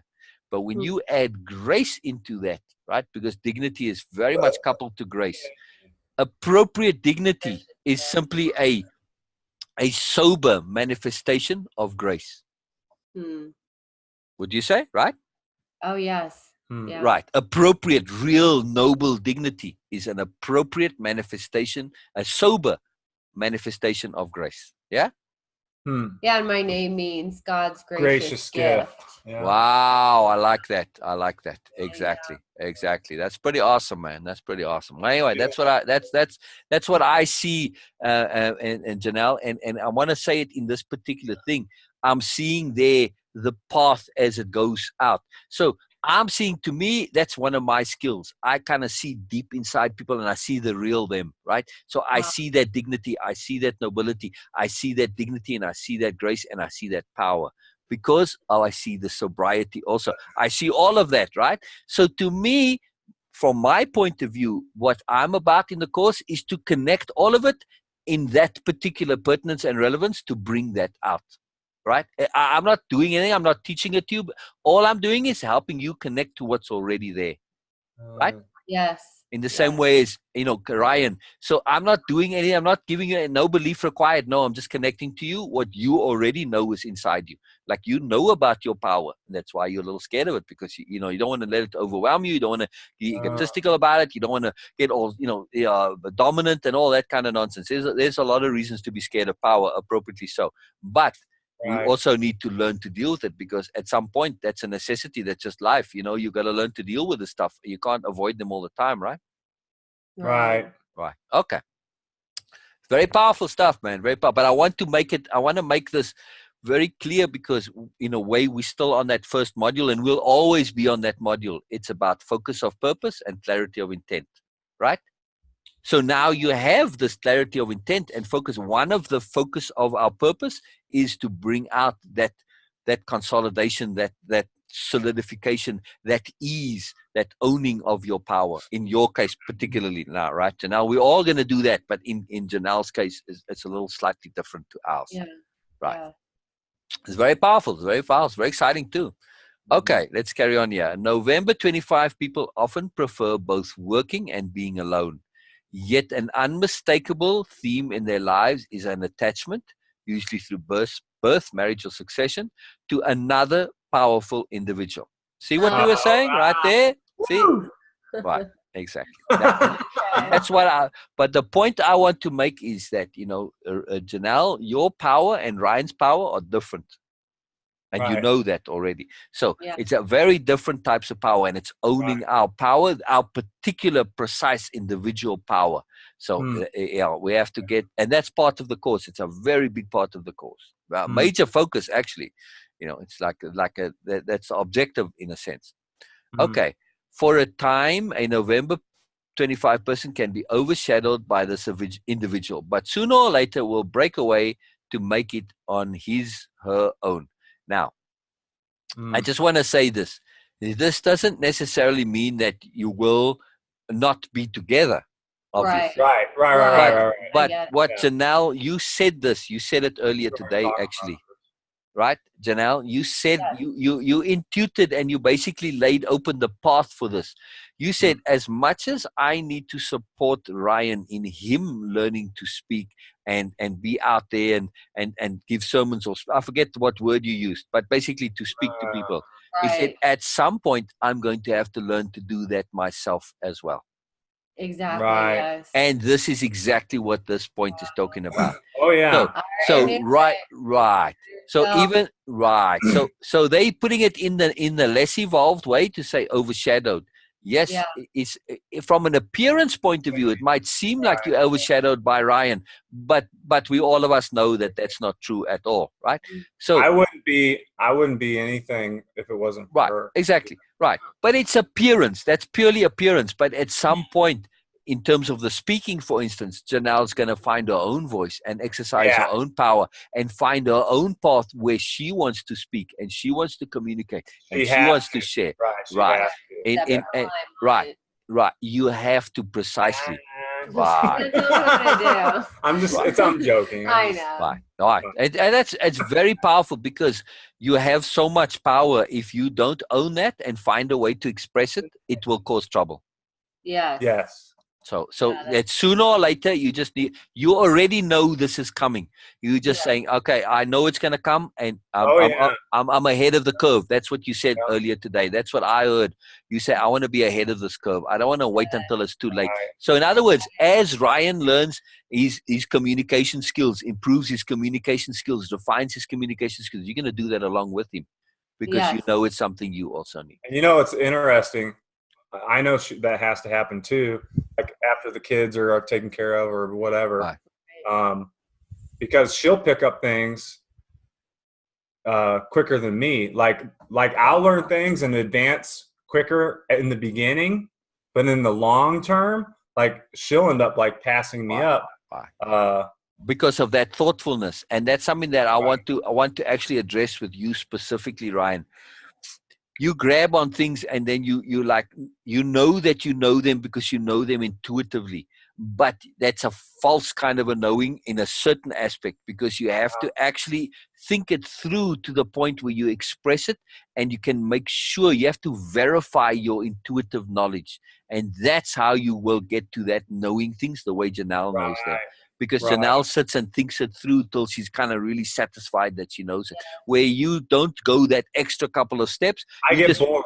And you believe that you know.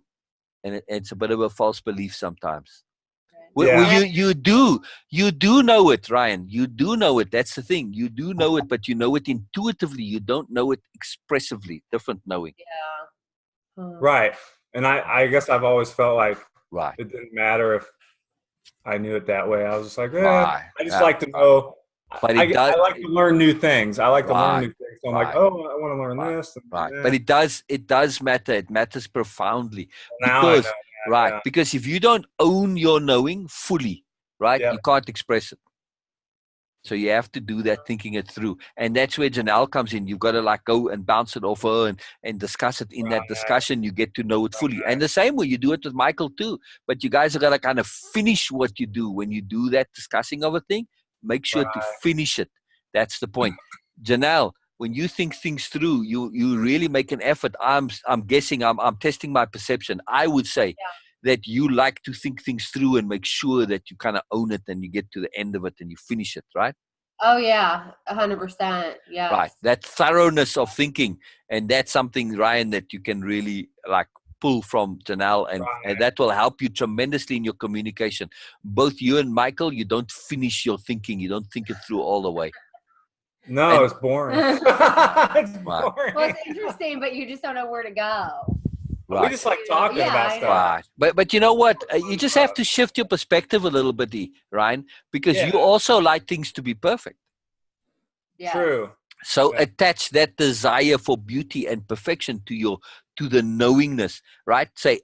In other words, think of a concept that you know, and you more or less know it. But say the beauty is when you know it fully, when you've got it nicely fleshed out, when it's all beautiful and perfect and precise. You know every aspect of it. Everything's in its place. It's all neat and tidy. Now think of the beauty of the thought in that way, of an understanding in that way. Isn't that really awesome? Yeah. Yes. So make your conceptions, your understandings, make them into these works of art that are really beautiful and precise and perfect and awesome. And together they got no holes in them. They're not all sloppy and messy. They're nice and tight and neat and perfect. You know, you leverage your Mr. A, in other words, when it comes to that.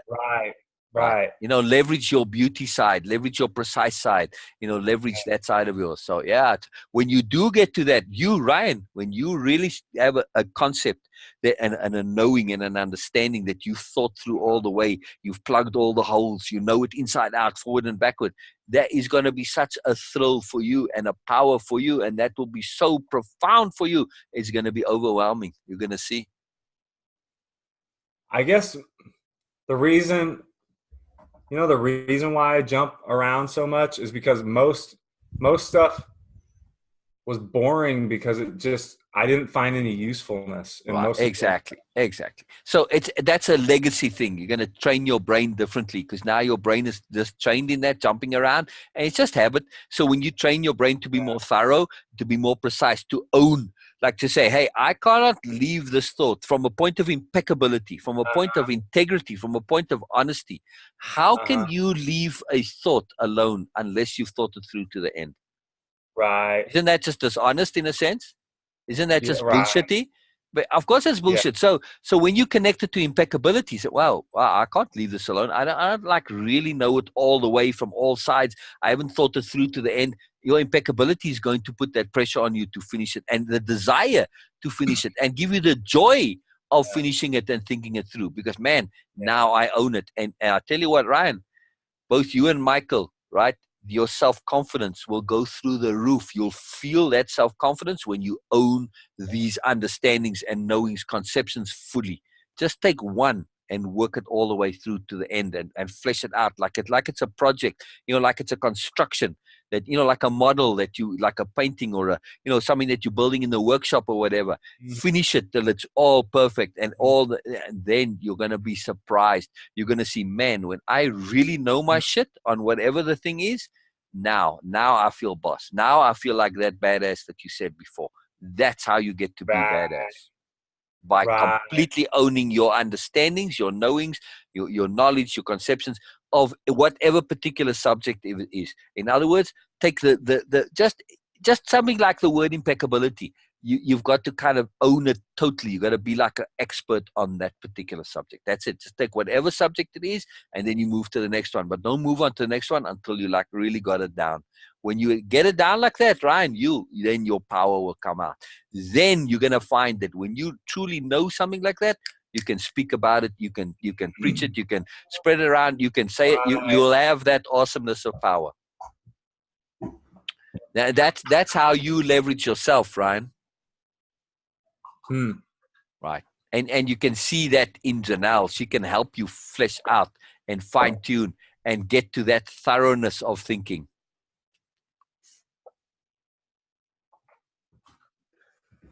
I had to get some water. Excuse me. No problem. All right. So let's carry on because we're on Janelle now, not Ryan. So the relationship can go on for many years in a harmonious symbiotic fashion, but often through death, divorce, or outright rebellion. The November 25 person emerges as a power in his or own right and demands separate and distinct recognition. Now, you already know this, and Ryan already knows this. So you guys are evolved, and you're ahead of the curve, and you're going to make sure that this is something that, you know, it's not a lopsided relationship in terms of the outward perception and all the other things and where you at in your own power, right? And in owning yourselves. And this is an important part of the course also, right? Which is why I make a distinct effort, Janelle, to make sure that you are included, and not just included, but that you here with us participating. It's about you. I make that effort to put focus on you because to keep that balance, because otherwise it's very easy to get all involved in Ryan, right? So. Okay. Such a situation often comes into being due to a November 25 person's dreams and fantasies when young that involve the admiration of one or more romantic figures. That's very interesting. Does that resonate in any way? Let me read it again. This is you coming to your own. Such a situation often comes into being due to a November 25 person's dreams and fantasies when young that involve the admiration of one or more romantic figures. I don't know. It doesn't connect to me in the least. So. I don't know what that means. I was hoping you'd tell me. I can say what they mean. Oh, you mean divorce or death because you had admiration of a romantic figure that wasn't me. Oh no, they said they're relating this to you emerging. Right. So they can be connecting it to two things. They can either be connecting it to you emerging as a power in your own right, or they can be connecting it to you being in a symbiotic relationship where, you know, you connected to somebody through admiration for a romantic figure, right? And that puts you in a distorted, imbalanced relationship. So that's what they might be saying here. I'm not sure which one of the two they're referring to, but this doesn't resonate at all. I can't see you unless your admiration of a romantic figure was Jesus. Okay, yeah. You know, now or me, right? Or maybe it was you all along, right? Well, but when they say when you were young, how old were you when you got to? You were 17 when you knew. So that's not young anymore. No, grade school. We were. I was in fourth grade. He was second. But grade. she didn't like acknowledge me till high school. We weren't friends until high school. You didn't notice me right. So this wouldn't be you in school then. This would be in that thing. You know, a romantic figure would be. You know, again, Jesus is a romantic figure in this point of view. But I'm trying to see such a situation often comes into being. I'm not sure if they're talking about the situation of being in a relationship where things are out of balance, or where they're talking about the situation of emerging as a power in your own right. So I'm not sure, but either way, it doesn't really matter. Really, it's just sort of an interesting thing because whether you add that or not, the rest still remains the same. That at some point you're going to claim your own power. That's the central point, right? No, we're not. Right. Yeah. And if you're evolved, you're going to do it sooner rather than later. It's as simple as Right. that. Right. I might die.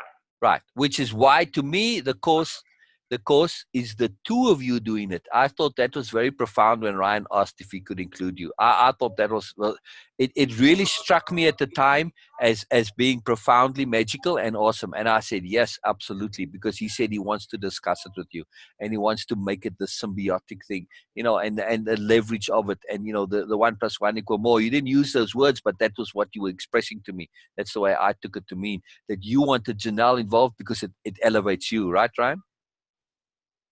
Right. And even if, here's the thing,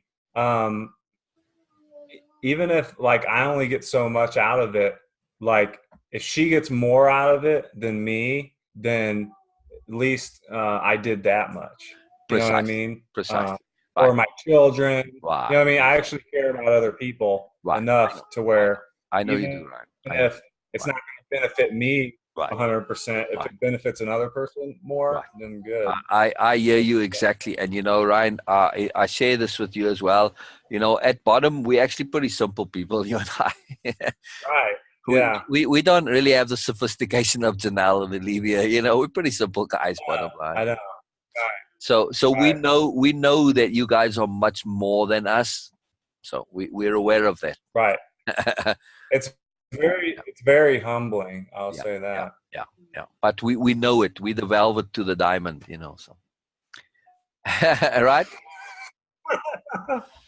Yeah, it's just it's got to be real, man. You know, it's just the way it is. You know. That's right. So, yeah. Okay. It is not surprising that November 25 people deeply admire capable and talented individuals. Achievement is a god for those born on this day. That's very interesting. You like achievement, Janelle? And I would suspect you do admire capable and talented individuals. Yes, right. Okay. So again, they're just saying something which they're not saying good or bad yet, just saying something that is, you know, and to be careful of, because, you know, achievement being a god, we have to be very careful of achievement, right? That we don't get lost in achievement.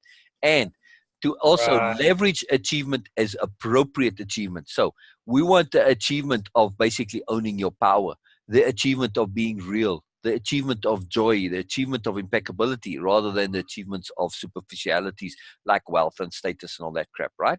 Mm-hmm. So shift that. So yes, achievement is a god, and it's a powerful god, and it's very profoundly self-leveraging. If we attach it to the right things, to the appropriate things, right? We go to meta achievements, not superficial things, right? Right. Right. So would you rather have a rich and wealthy and famous Ryan, or would you rather have an impeccable integrity Ryan that has fully achieved his self-power, that has self-respect, that has self-dignity, that has awesomeness of being, the independence of being, all the stuff of the course? That's what you'd rather have, I would assume, right? Yes. Any day of the week. Right. She wants both.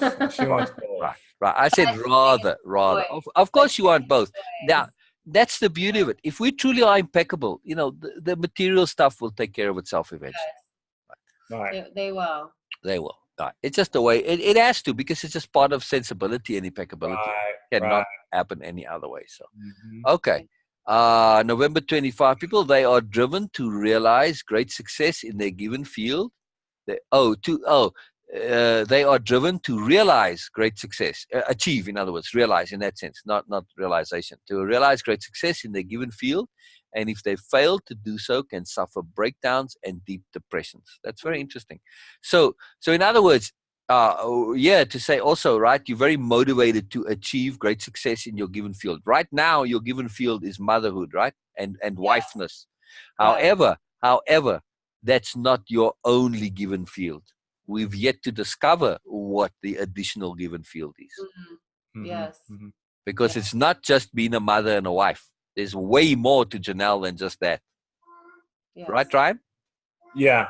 Yep. Way more. Okay. Right. So the point is that you're driven to success in that field. And if you fail to do so, you can suffer breakdown or deep depression.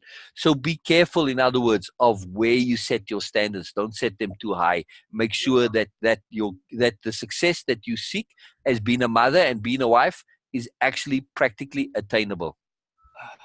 Yeah. right?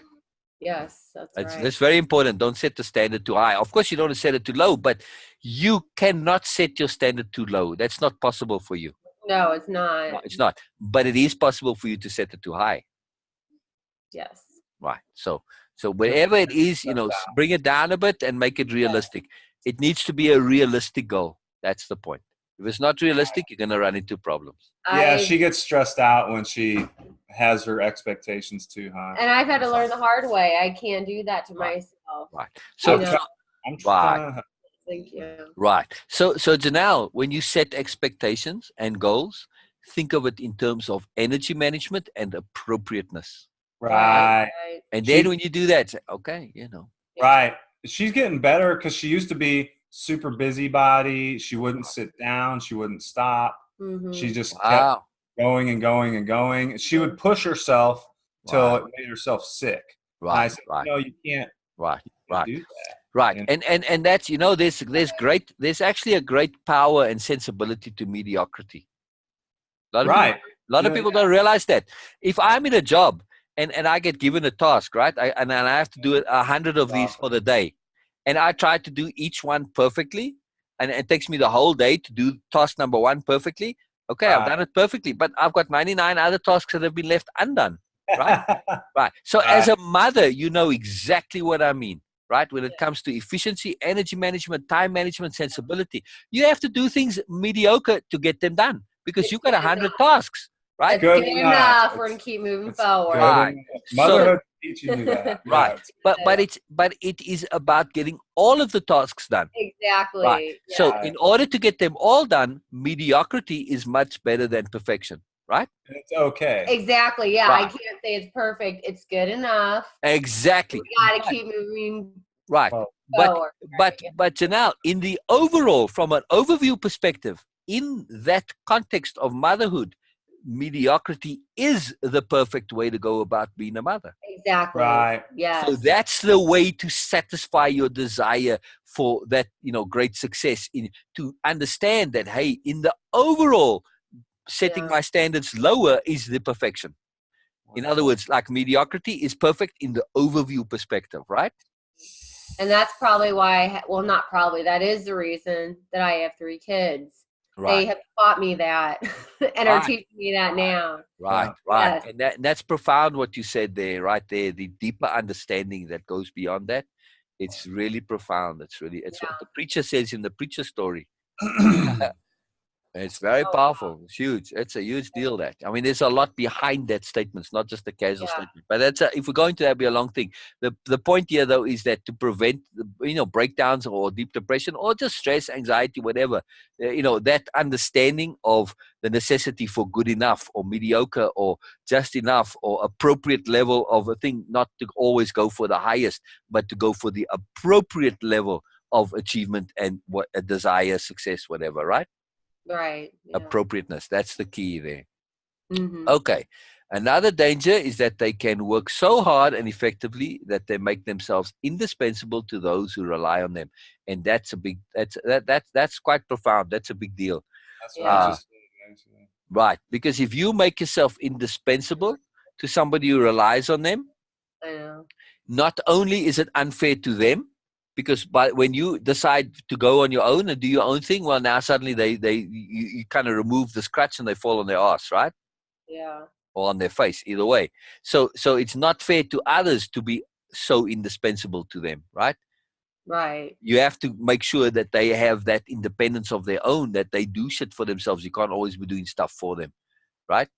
Yes. Right. Because if they don't acquire independence of their own accord, what happens when you go and do your own stuff? It's like people who feed hummingbirds. The minute they stop, those hummingbirds die. Wow. Right? I mean, literally, it's like 2-3 days. The hummingbirds get real dependent on it. And, you've got a whole community of hummingbirds and suddenly there's no food and, naturally, and you've got this whole community of hummingbirds and half of them die. It happens every time when people go away on holiday and they have these hummingbird feeders, all the hummingbirds die, or at least half of them.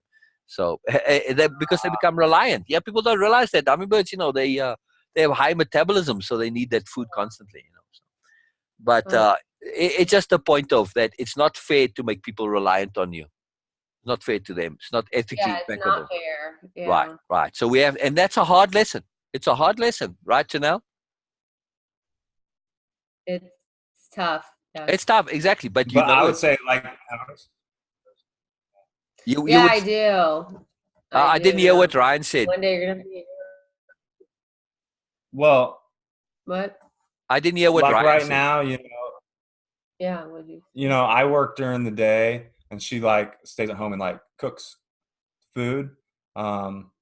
It does a lot more than cook food. And Yeah, right. well, that's one. you know what I mean. Right. She One like of the things I watches do. the kids and stuff like that.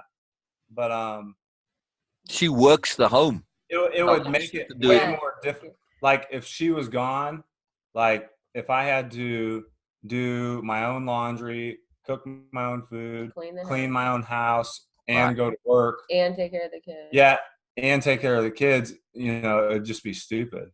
Ah, Like, exactly. It Oh, would- absolutely. it wouldn't Absolutely. work. Absolutely. So I kind of have to rely on her. for Right. some But things. but there's a difference between that kind of a forced reliance and a psychological and Right. emotional reliance. There's a whole Right. different deal. That's a Okay. reliance of I was trying just to understand, like, practicality. what I mean. Yeah, You know, it's not right. yeah. Because the same would apply I don't if right, Ryan. The same would apply if Janelle was having to work and to take care of the house and the kids. So there's a symbiosis, and that's appropriateness. I'm Right. talking about Okay. psychologically and emotionally and all of that stuff. So that's okay. But I read this as like for like the kids, for example. I wasn't even thinking about you. Well, I didn't. But I don't well, know. like the kids. Okay, you guys need to. I need to teach them to make their bed. I need to teach them Right. little tasks so that as Right. they grow up, Right. They they're don't- like, I don't know. Or like I Juliet don't- wants you to Right. feed her dinner. Right. Right. She always And wants me to and teach and, her. I and have to for instance, it's chocolate. just teaching them to cook and teaching them to do things for themselves. Like for instance, a good Yes. example would be getting ice cream. There we go. Our oldest Pierce. I just make everybody else do it. Right. Pierce got him the second bowl. So There's nothing that says that Pierce can't make his own damn sandwich when he's hungry. right, exactly, and that right. You know what? And it's partially because I'm programmed to be a king. Right. But And I that's the feel point. like everybody's my servant. But the thing is, Pierce is he's not becoming I'm not- reliant on me. It's not about that. It's, Well, right. he is learning because one day I won't be there to get him ice cream. Pierce is good. He's really good. Yes. Right. Yeah. So that's the point, though. Mothers think that their job is to do things for their kids. No, it's not. Their job is to teach Exactly. their kids to do things for themselves. Right. Teach them how to do it for themselves. Wipe your own butt. Exactly. Right. Exactly. Yeah. Exactly. Make your own sandwich. Get your own ice cream, etc. Right. Exactly. Okay. I'll keep teasing Ryan about that ice cream for a good long while. Whatever. I'll milk it as much as I can. You know what? Never again am I going to ask somebody to get my ice cream. Right. I'm always I enjoy running jokes, Ryan. So I'll milk them when I can. because I'm one of those people. I'll prove you wrong, and I'll never let anyone get ice cream. Exactly. So there's Oh, you think people get ice cream for? there's method to my madness, Ryan. I have fun, but there's a logic to it. Okay, so they're also saying, Janelle, if you do make them reliant, you're going to have a hard time moving on to other endeavors and be flexible in lifestyle or even retire. And that's important because you doing your own thing, your Janelle-ness, the real inner Janelle-ness, which we still have to discover what that is, that's very important to you. So if you have this where people are reliant on you and you're indispensable, you can't move on to be yourself. And that's very profound. So that's another reason they're saying it, not just for the ethicalness of the others, but to be ethically impeccable for you yourself. Right, exactly. Usually one or more hobbies at home are just waiting to replace their regular job. And particularly in later life, those born on this day may wish to retreat to a life of contemplation and spiritual study. Wow. And that comes to you like being by yourself. Right. She Well, likes to be by herself and work by herself. You know what? That this thing, the contemplation and spiritual study, that just strikes me as it may seem peculiar in this context, with Janelle being the mother, but I see in you, I always saw that yet you had kind of that nun side to you. Oh, hey, check it out. You know what's crazy that you just said that? Earlier when it said, oh yeah, a death or a divorce or rebellion Right. might take her, you know what I thought to myself? I'm like, if I ever died, and she's even said this, she would like become a nun, basically. Wow, that's interesting. But you know, there's She's many the ways. type of woman, Right. dude. She would be a great fucking nun Right. because Right. she's Well, got that root. I hope not literally. What? No, not literally. Not literally. It's a joke, Ryan. Yeah, but I'm just sorry. It's the way you said I a don't great. know why. That's because you said a great fucking nun, and I'm just making a joke on that, Oh, not literally. Right. literally, because they are. Oh, they can't fuck for real. Exactly. Sorry, I'm like Sorry, thinking. sorry. I thought my joke was funny. Anyway. It was funny. Right, but yeah, go on. Just being a jackass a little bit. But yeah, Right. you would be a great nun. Absolutely. Now, here's the thing, though. You know, there are many Nun's ways. got that like. I could see her whipping people with like a No, little ruler. nuns don't whip people though. No, not that way. No. It's contemplation. I'm just saying. That's what I see in my mind. I hear what you're saying. You could be. I hear you. If you bring motherness to nunness, you get that. But that's not the point. Though. Ruthlessness. It's but contemplation and spiritual study. Janelle, that's exactly that I think that's easily missed in you. That you have a very deep, not only contemplative side, but spiritual side. Not religious, spiritual. I'm distinguishing between the two very specifically here. Yes. Right? I believe it. I might be the only one that knows about it just because I'm married to her. Right. But that spirituality, it's connected to the romance of life. Now, I don't mean romantic as in the romantic novels or guy, you started crying. Remember that? No. No, you do remember that. She had this dream, and she told me about it, where she met this man in the woods. Right? Remember that? I don't remember. You do remember. Well, you tell it. Well, it's very like she was crying. She was crying about it. So I'm listening. She's had some very powerful experiences, just like me. Okay. Wow.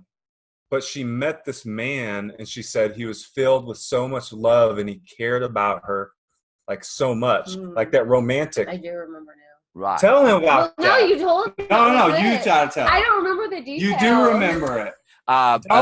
One second, Janelle, if you start telling the dream, even if you don't remember the details, just say it in detail. The start, whatever you do remember, and the details will come. This is what it's about, right here. You gotta say that.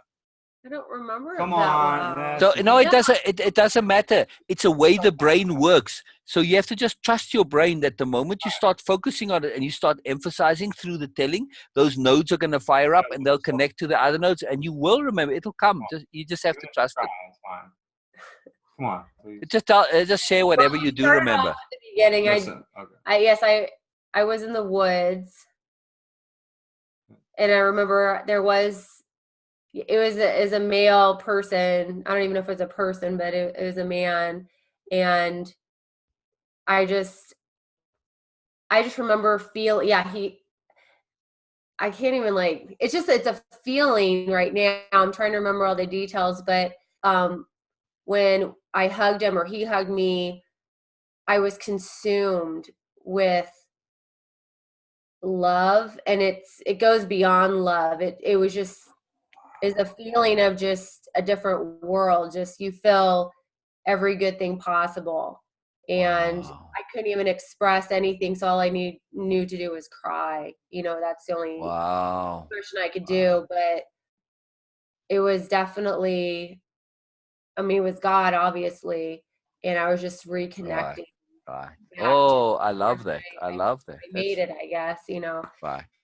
Anyway, there's probably a lot more detail, but in a dream, it's more feelings and emotions and expressing it in words. Right. But yes, that's what he was talking about.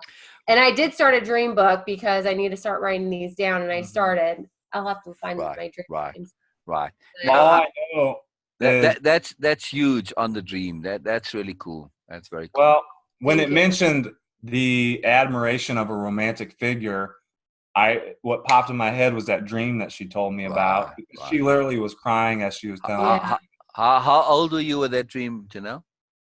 That was like in California. That That's was 2 years 2 ago. years That's 2 ago. years ago. Oh, so no, they were talking about something that's formative when you were young, but I don't know. I just feel like it was maybe like a memory. Of Yeah, the it's past almost or like something. it was oh, right, right. past life. It was like a past life or something. It didn't have Wow. I was remembering or I was connecting to somebody and I was remembering something in a past life. Wow. Very, I mean, the timelines for it was just, Yeah. it was just very phenomenal. That's fascinating. Janelle, do me a favor. Whenever you get a chance, speak to Olivia about this. Okay. And ask her about her dream, not about past lives, but about parallel lives. Parallel. Okay. Parallel. She's, You know what I told Janelle? I What's said, I feel like Sil, I said, you're like an older version of me. Like Yep. that's just Yep. more refined and wiser. Yep. We Like, are. I'm teaching myself. We are versions. If Alice, I hope you don't mind my nakedness, but it's okay. Oh, I don't care. All right.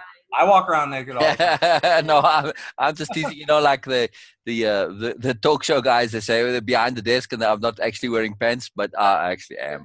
Just, Right. just short pants. That's all. You know. Short pants. Right.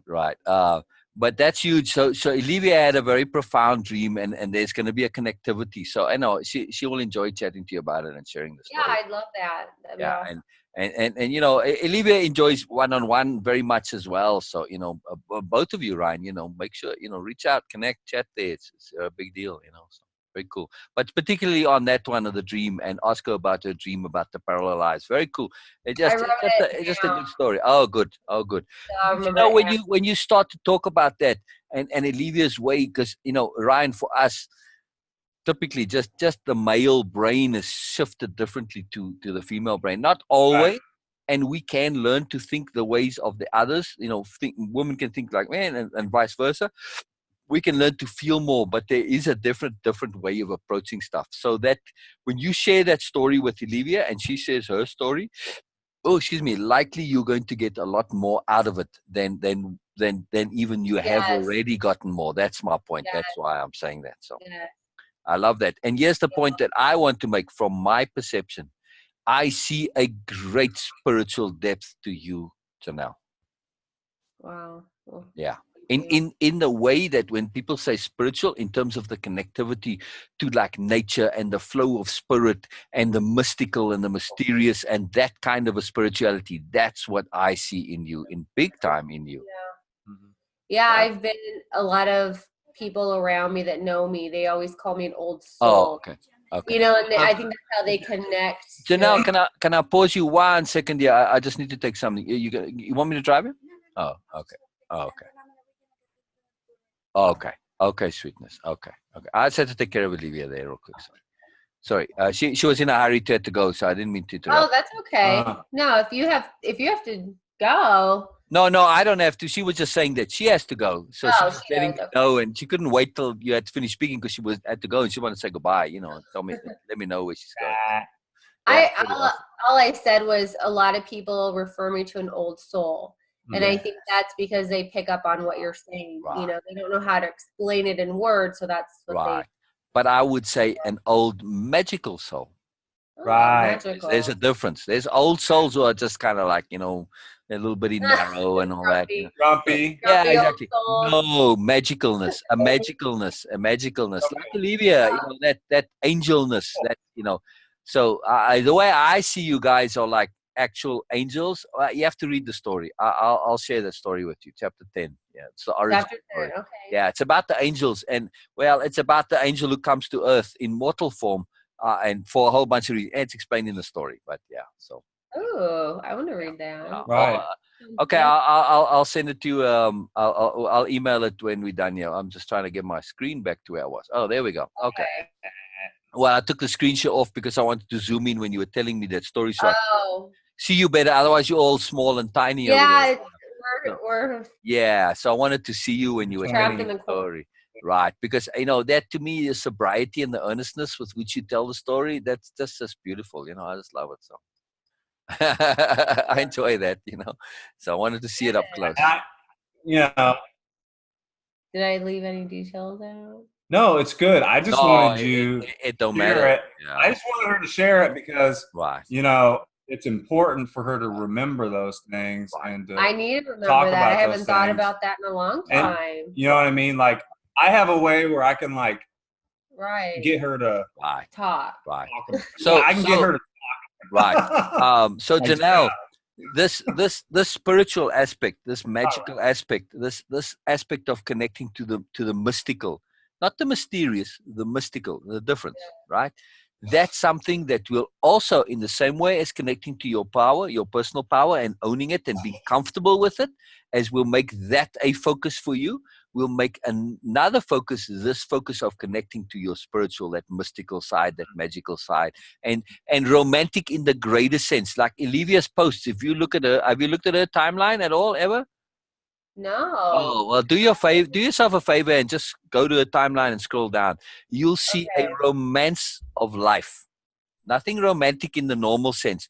The romance of life, this is a capital R romance. It's like a power dictionary term, romance. To romance life, you'll see Olivia's, how all her posts express that, her romantic connection to life, Mm. where she sees all of life in this magical, mystical way, in a fantastic way. She sees a mourness and a joy and an exuberance and all sorts of stuff. You'll see. You'll enjoy her timeline. So it's pretty fun. Okay. I'll check it Yeah. out. Yeah, just scroll through it. You'll be surprised. It's pretty cool. I know. I love it. I go there. And anytime she makes a post, when I see her posting my notifications, I don't just click on to see the one post. I click on her name and go to the timeline because she always posts multiple. So Oh. yeah, and you'll see that it starts very short and simple, but there's usually a little theme, like a theme of the day. So she'll make 6 posts and they're like a little mini story. They're connected in some way. Now, sometimes very hard to understand where she's coming from because they're like very private stuff. And it's very cryptic, but doesn't matter. It's still fun, and there's a lot of beauty in it as well. So it's beautiful posts. Okay, so let's carry on with you. Yeah, most often in Korea, those born on this day place excellent first. First power, second, and money third. Oh, I see. I read it in the enunciation was wrong. Most often in Korea, those born on this day place excellence first, power second, and money third. So your priorities, they're saying, are excellence, then comes power, and then comes money. She even uses that word a lot. Excellent. Oh, excellent. She I says do. excellent I all love the it. time. I love it. And Bill and Yeah. Ted. Right. So one of your favorite movies, I'm assuming, is Bill and Ted. Bill and Ted's Excellent Adventure. Right? Yeah. No, I've never seen that. Oh, watch that. Excellent. Or Wayne's World. Excellent. Yeah. Excellent. Right. But it comes from Bill and Ted with Keanu Reeves originally. I forget the other guy's name. They're going to make a remake of it or a continuation, by the way. Well, But here's the point that's profound in that movie. They say excellent, and they're like kind of these, surfer dudes, like California guys, and excellent. But there's this kind of alternate reality and their words, and there's this whole society that develops around this concept of excellence, right? And I thought that's the mark of that movie. People forget that part of the movie. Now, in that same way, the new nobility is a culture around the concept of nobility, or you could say impeccability. Same thing. So yeah. So watch Bill and Ted's when you guys. They were like, it was like nobility in that movie, though. Right, in a way, exactly. So watch that movie again. In the next movie you guys watch. I never thought about that. Right. Huh. Watch that movie. It's pretty cool. It's pretty cool. Just in a way, things that if you take them to the fullness of expression, they may seem knuckleheaded because they were just knuckleheads, really. Right. But really, they were good-hearted knuckleheads, and that connected to the fullness.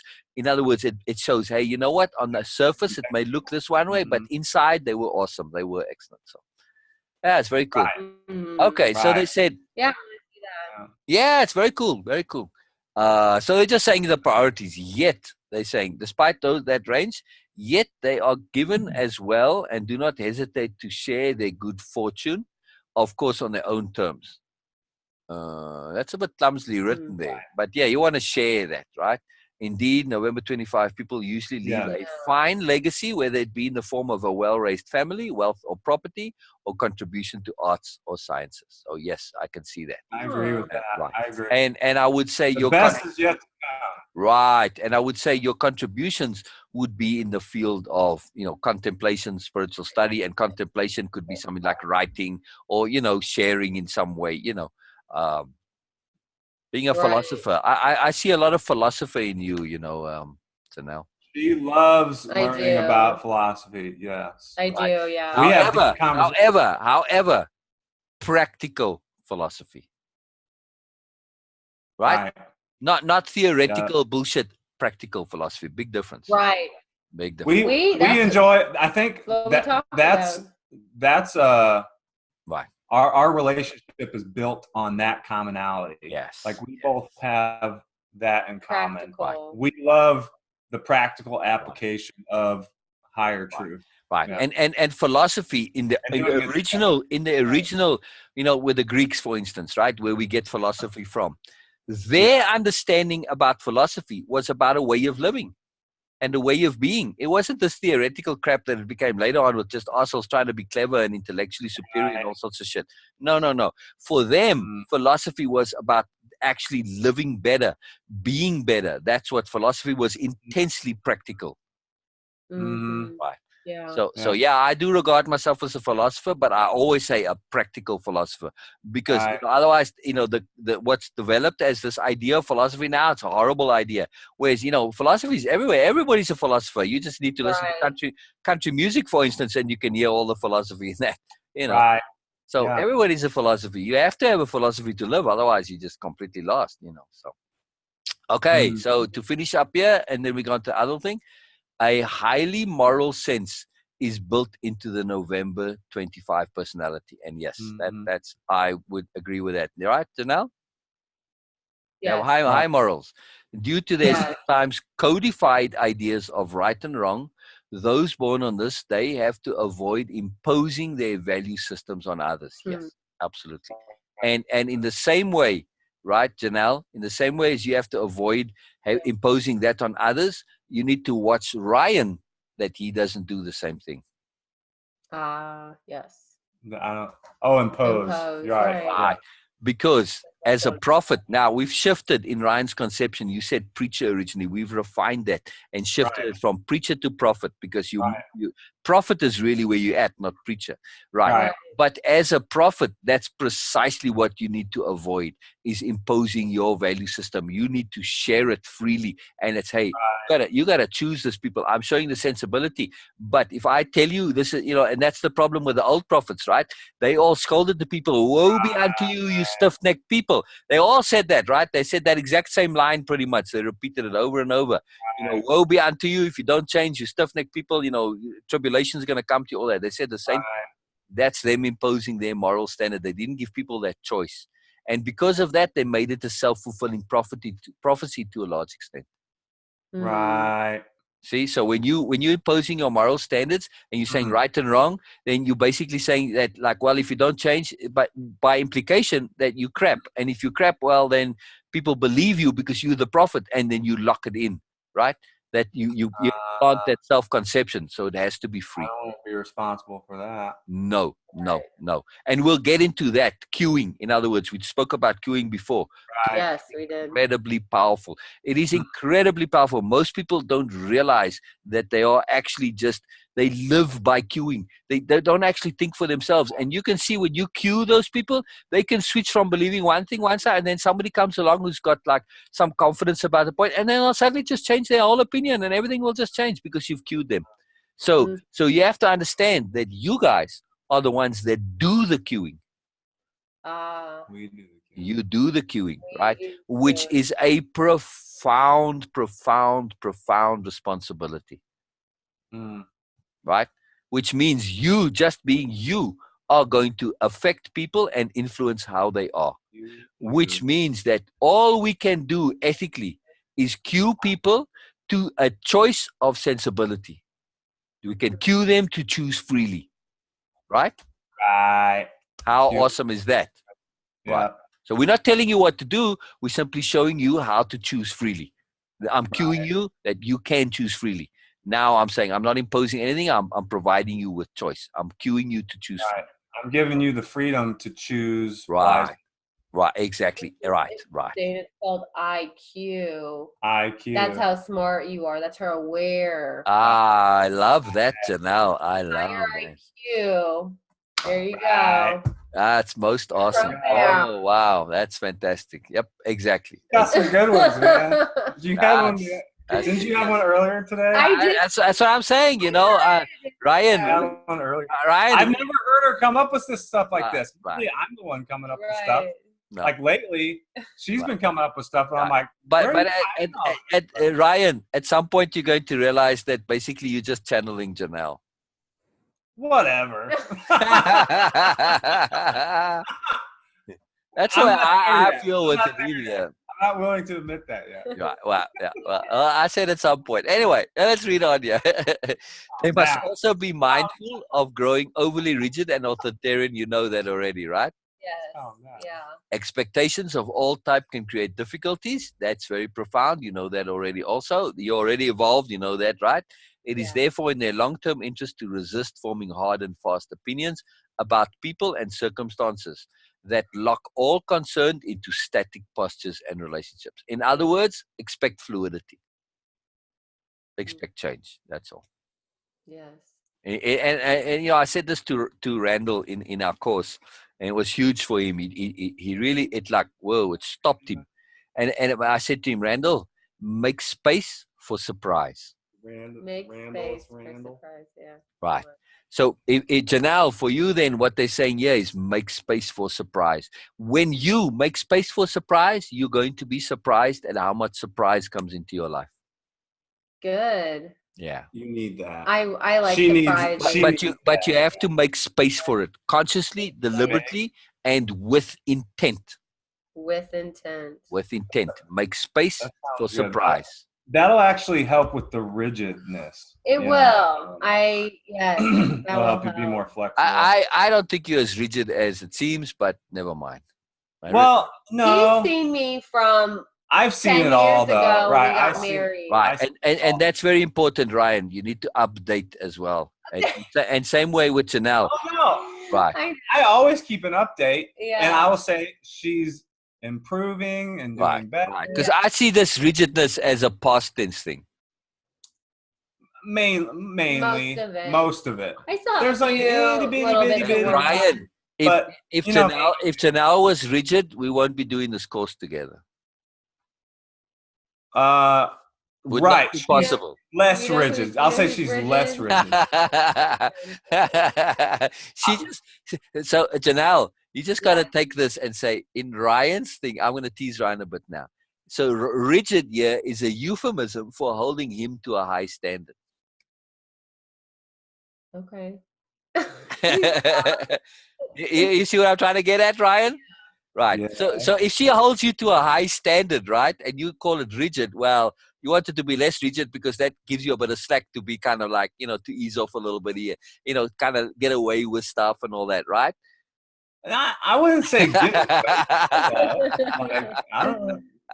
I just like being a little more flexible. Right, That's what I call it. right. Hey, leave your kinky stuff alone now. Here's the thing. I'm like a little bit too carefree and flexible and adventurous, Wow. and she's like a little bit too rigid And conservative. but Yeah. but we're Yeah. starting to balance. Find a balance with that, Yes. to where I'm learning, like you said, I'm learning to be more sober like she is, and she's learning to be more earnest and carefree like Exactly. I am. Right. We realize it takes 10 years to 10 master years something. to master. We have been married. Well, we will be married 10,000 years. hours, I think they said. 10,000 hours. to So we master exceeded that, 10,000 hours. something. Have you ever heard together. that? It takes 10,000 hours to master something. This summer we'll be married 10 years. Yep. And we're starting to create that balance. But you know, Yeah. that's and be able to It enjoy took us the 10 years. balance. right. And you're learning the collaboration and you're learning the profound, awesome, sublime, divine appropriateness of each other in each other's lives, right? So that, hey man, you know what? Like Janelle is here for the stuff that I need to learn. Ryan is here for the stuff that I need to learn. And between the two of us, when we put it together, we get this more. And that's awesome. I mean, that's just, man, it's magic. It took us this long to figure that out. Yeah, Yep. 10 years. Yep. 10 years. Yeah. Oh, it's unbelievable, man. Pretty awesome. All right. So beware of being judgmental and condemning. Yes, we know that. You know, Janelle, for me personally, I don't think you're actually judgmental. You might be slightly critical, but that's slightly different to being judgmental. That just that could be right. Yeah. She's critical. I'm very right. maybe So yourself. Criticize yourself. So that's what I saw a little bit, that potential. Not that you express it, but there's a possibility for being that way. And all I would say to leverage that is to say, hey, change the criticalness to being discerning, which is different. Right? So if you discern somebody's good and bad qualities, right? Now you're extracting accuracy. Critical is when you only focus on the negative and you apply a value to it. Discernment is simply saying it is, right? Yes. Critical is when you put a negative value onto it. Right. So when you shift being critical to being discerning, very powerful, right? Mm-hmm. Yes. Right. And you have that ability to be discerning. Now, you just got to make peace with everybody starts from zero. That's it. We all start from zero when it comes to awareness and sensibility, right? Called compassion. Right. She's learning compassion. Right. Yeah. So when you see that, you say, hey, you know what? It's like when it comes on the path of awareness, some people, they go up the main street and then others go down side alleys and others get lost in dead ends. And when you look at the discernment that way, and when you say, you know what, we all start from zero. Some of us take longer to get there than others because we're going down side paths or whatever, then you understand where they're at and it's not critical anymore. You're just saying, well, they are where they are. And because we all start from zero. Right. Plus, we all have to start from zero. Yes. Because we have to acquire awareness for ourselves, right? Right. So now when you look at people kind of, instead of where it used to, are just discerning and say, well, you know what, that's just how life is. It's the universal mechanism. It has to be this way. It can't be any other way. So how can I be critical of you being a knucklehead? Well, that's just where you're at in your path. You know what I mean? Right. It's like, but I learn from your knuckleheadedness. So it's part of the grand awesomeness and it makes sense, right? Because I can see what not to be. Right. Exactly. Right. So instead of being critical of knuckleheads, you learn to appreciate them, right? That's right. Which is #celebrate difference. Celebrate difference. Right. Celebrate difference. We celebrate it because it's so inordinately magical. It's the genius of the whole system.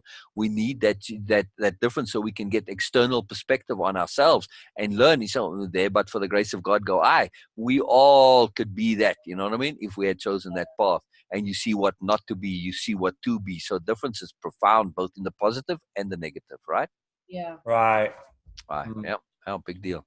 So just shift that critical to being discerning. Okay. Yeah. Right. Which is extracting truth without value. That's it. It's truth without valuation, right? Yes. That's it. Very simple. Okay. Establish yourself independently. Avoid harmful attachments and fantasies. That you've done already.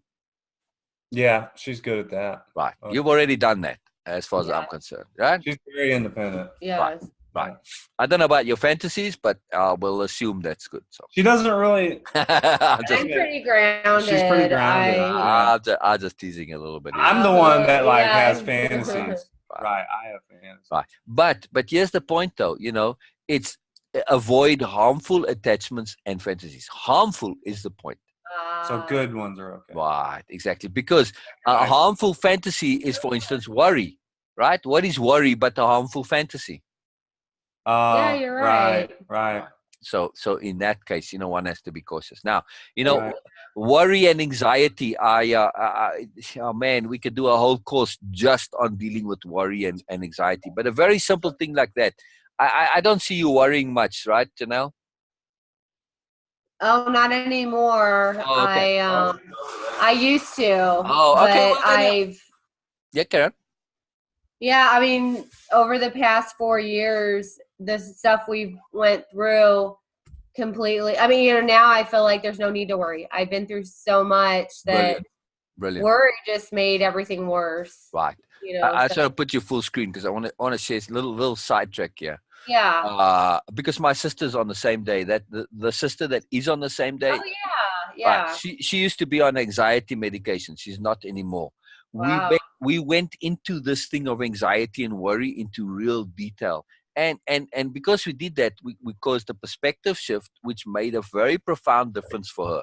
When I explained to her, because I for 30 years I never had any connection with her, so it's fairly recent that I've gotten to know her really. So Yeah.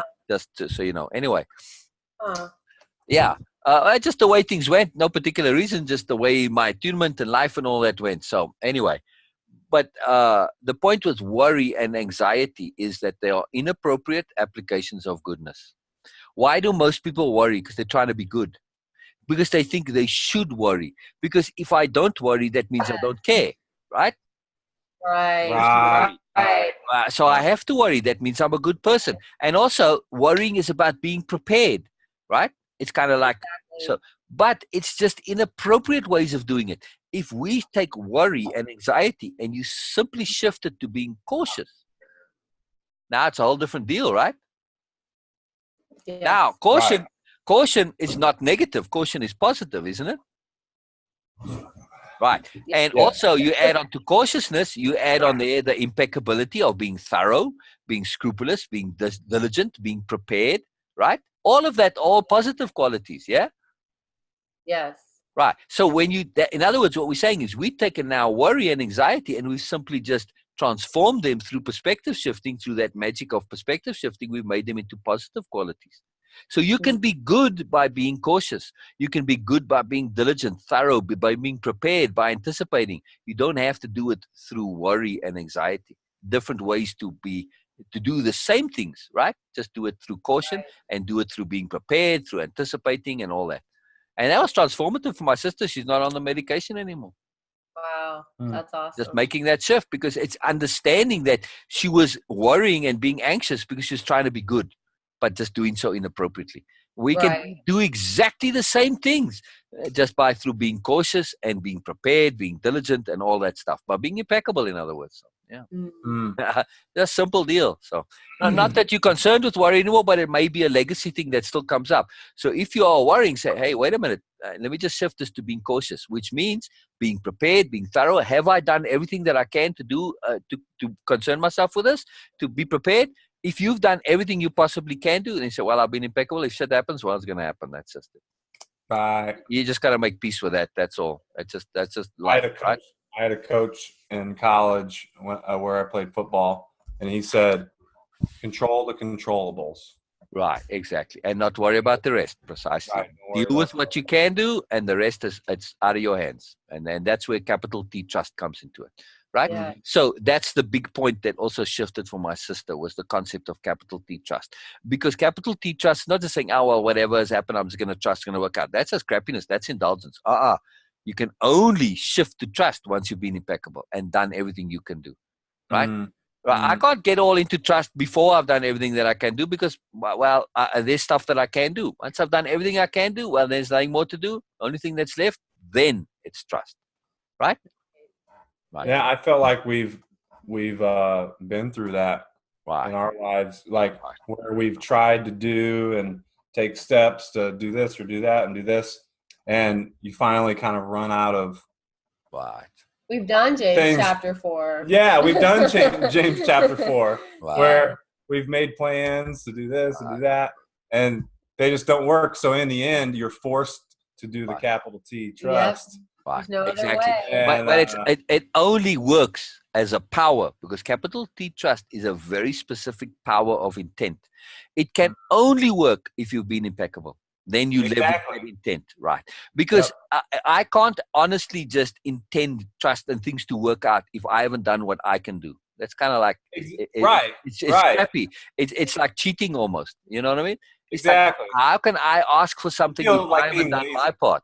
Right, exactly. And not just being lazy, being crappy. I can't be asking for shit if I haven't done my stuff. I've done everything I can, which trust is an ask. It's an ask of intent. It's an ask of the universe, right? It's an ask of God in a sense, right? So we can only in that sense, leverage that intent when we've done everything we can. And that's how we get to be impeccable. That's how right. We did everything we could, and we ended up right. You get in a position to where now you're in the trust position, and that's then because you've done everything you can, now you can legitimately leverage and intend that trust. Now you make trust into a power because you've done everything you can, right? We're at that point. Right. Because you've enabled your ability to trust with the fullness of your being without reservation. Because you say, man, I've got nothing left. I've done everything I can. I have to trust now. So now I feel that I'm empowered to trust. I have license to trust, right? Yep. Which is why it's capital T trust. It's a we've earned it. Right. Exactly. Right. It's a power when used that way. But you can only do it if you've done everything that you can before. So it's dependent on impeccability. It's very, very we got that trophy. We got the capital T trophy. I love it, man. I love it. Oh, I hear you. You know, I mean, if you ever get to read the young man's story at some point, you'll see how capital T trust comes in. It's a big deal. Okay, so let's finish up with Janelle here. Let me go back to my screen share. I'm enjoying this very much, by the way. It's really fun. So we're on your last thing here, Janelle. So. Okay, so establish yourself, avoid that. Okay, let up on your compulsiveness and aim to be more communicative. And that's pretty good advice just for anybody. Yeah, but, yeah. And Janelle, I would say this about be more communicative. I would say absolutely, because when you do communicate, it is profound. It's a joy. It's a delight. It's a gift. Right. We love it when you communicate. You might not think so, but I want to say that specifically, right, Ryan? When Janelle is communicative, it is a magical thing. Well, it's nice when I don't have to pry things out of her. Right. And she just shares, but don't pry. Ask for advice. I feel like I'm prying, but don't just ask specifically. Right. Ask for advice. Some people need to be asked, and Janelle's one of them. Okay, so let's see. Health. November 25, people usually display a highly constant and positive attitude towards life. Yes, they must be careful how they expend their energy, however, and beware of individuals who through envy or desire will wish to latch onto them in an imposing manner. And I would say this is the same for you, Janelle, as it is for Ryan. You guys both have kind of got it going on. You know, people will see, man, these people have got their shit together. Despite being in trouble and having gone through shit, you guys have always, in a way, have had your shit together relative to most people. And that can, so just be aware of that. And when you own having your shit together, you don't apologize for it. Own it. Because they can't, if you own it, they can't be jealous. Or they can't, if they are, well, that's on them. It's not a problem if you own it. It's only a problem if you don't. Okay. It's a problem if you don't own it. People are jealous of celebrities, right? But right, but it's a different kind of a jealousy. They don't really cause a problem with it because the celebrities own what they are, right? So you don't mind it. Say, yeah, I'd like to be them, but it's not envy. It's now how do you? It's a different kind of a jealousy. My mom, kids would pick on me when I was younger and stuff like that. And my mom would always say, "They're just jealous of you," because you know I had something that they didn't have. Or right. Now, so how do you own? Like, what do you mean by? Okay, so if you'd own your awesomeness, you would have been a leader in the group. You would have taken on that leadership position, and then they wouldn't have been able to pick on you because you would have been the leader. But I didn't own it. Exactly. That's why they picked on me. How do you own? What do you mean? Like you own your awesomeness by simply acknowledging it and saying that, hey, you know what? I'm not ordinary. I am different. I have stuff that others don't have that they wish they did have. And that's it. Just being honest. That's it. Purely being honest. Owning it is being honest about it. So you can have a false sense of humility maybe in some way. Yes, absolutely. Absolutely. We spoke about this and you know, going overboard with humility and modesty. That is inappropriate application of goodness. I believe that. I believe it. Yeah. So yes, as good as humility and modesty is, we can also overdo it and be too humble. You almost want to be a little snobbish in a way. Which in a way that excessive right. We're a little bit like that already. But you know what? If you look at the Amish, they are an excellent example of humility and modesty masquerading, right? You look Masquerading Somebody as said I was self-important. Amish.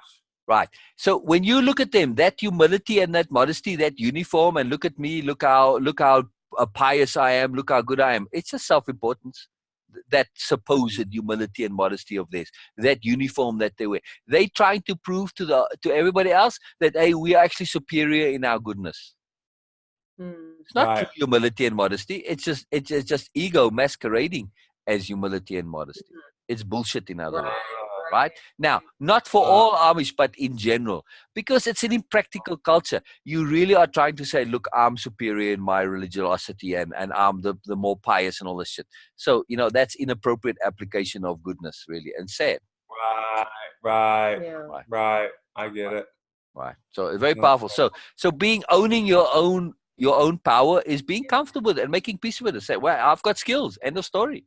I got skills. Right. Okay. Right. And you know what? I've got talent. I've got something that I've got expertise. I don't have to say I'm special, I'm wonderful. I just say I've got skills, I've got talent, I've got expertise, I've got sensibility.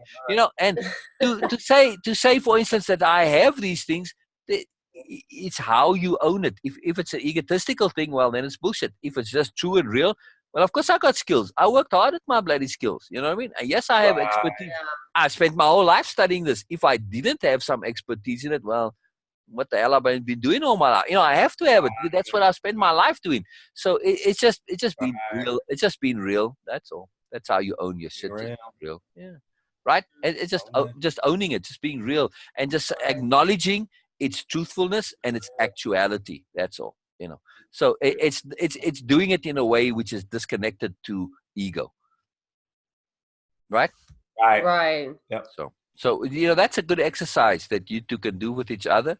You can write down each other's awesomeness. Make a list of awesome for each other. High five. Right. Right down. Right. And then the first part is you independently write down this list of awesome, right? Then the second part of the exercise is you swap the lists, and then you check off. Now put in a couple of bullshit ones in there, right? Just I'm really serious. So the second part of the thing is now you got to go through that list and you got to check off what's real and what's bullshit. Right. Because when you make that check mark and you say, yes, this is real, or you circle it, you owning it, right? And you deliberately actually doing it physically. Say, yes, I agree with this one. This is real. I own this. Nah, this is bullshit. Sorry. You scratch it out. So that's a physical, it's like training the brain. Emphasis, de-emphasis. Yeah, it's a very cool exercise. Very powerful. All right. Now, let's see. Continue here. Thus, November 25, people may have to be a bit more guarded and learn how to say no. Right? That's just right. Yeah. And you guys, we'll talk about this. It's part of capital D diplomacy and part of ethical strategy. And that is how we deal with others. And we have to understand that we have to appropriately and respectfully and strategically present and be sensible. We can't always be the entirety of ourselves. That doesn't mean that we're going to be dishonest ever. It simply means we are going to interact with an appropriate aspect of ourselves, the same way you do with your children. You don't interact with the fullness of yourself with your children. It's inappropriate. It'll overload them, right? Right. So that means when you deal appropriately with your child, you're taking one part of you and you're connecting with that part. In the same way, when it comes to people in general, same thing. You're going to deal with them with one aspect of yourself. And that particular aspect, that angle, that facet, you're going to do so honestly, right? But it's not all of you. So you're not being dishonest. You're just simply being situational appropriate, right? Yes.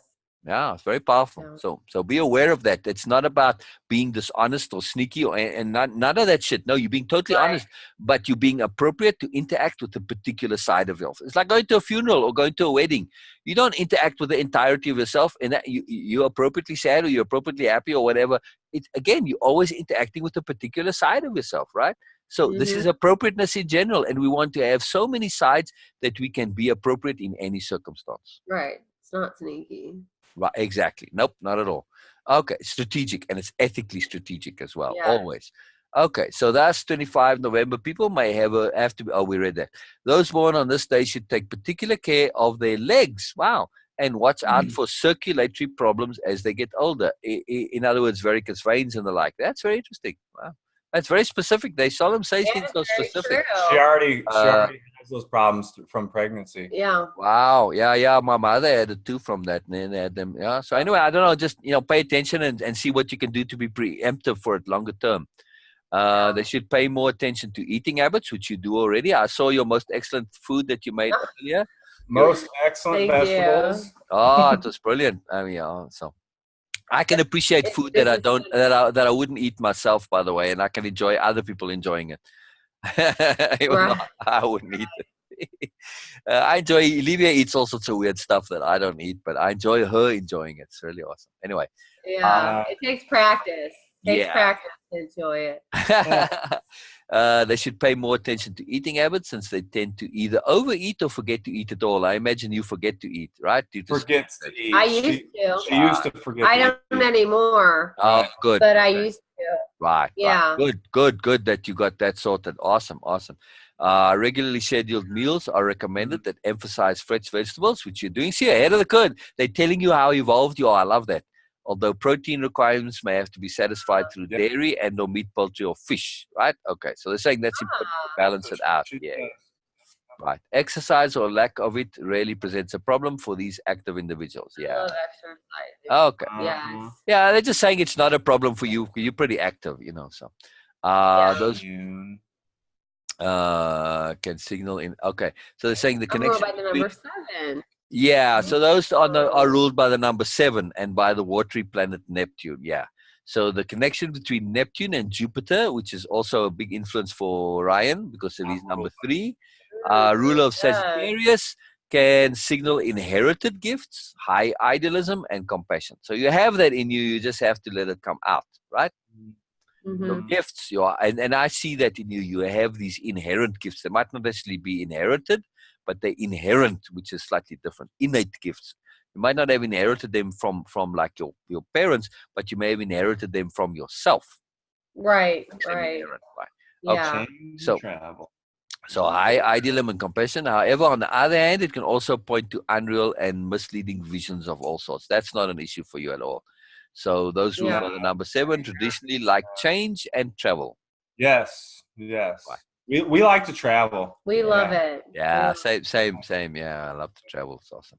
Okay, so the 7th card is the Chariot, which shows a triumphant figure moving through the world, manifesting his or her physical presence in a dynamic way. The card may be interpreted to mean that no matter how narrow or precarious the correct path, one must continue on. Yes, you've always been on that.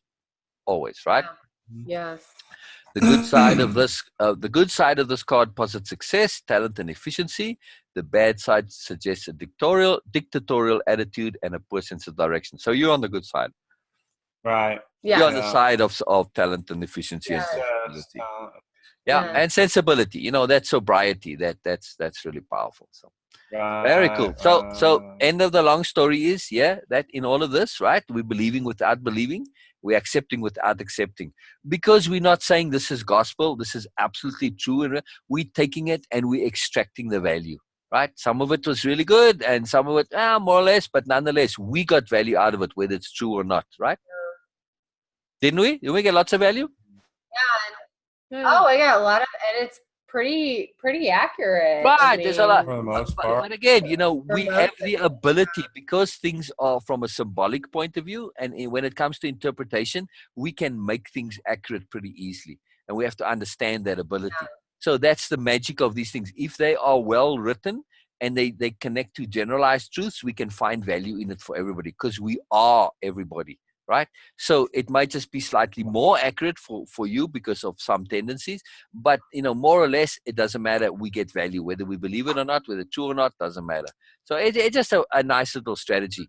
But bottom line for me, my takeaway from this is, if I were to say one thing that comes out of this that's really profound, that would be for both of you to be fully aware of your own value and awesomeness, and in other words, to leverage self-appreciation.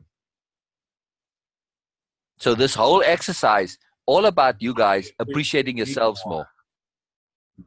I need to appreciate me more. Yes. Nemo. Yes.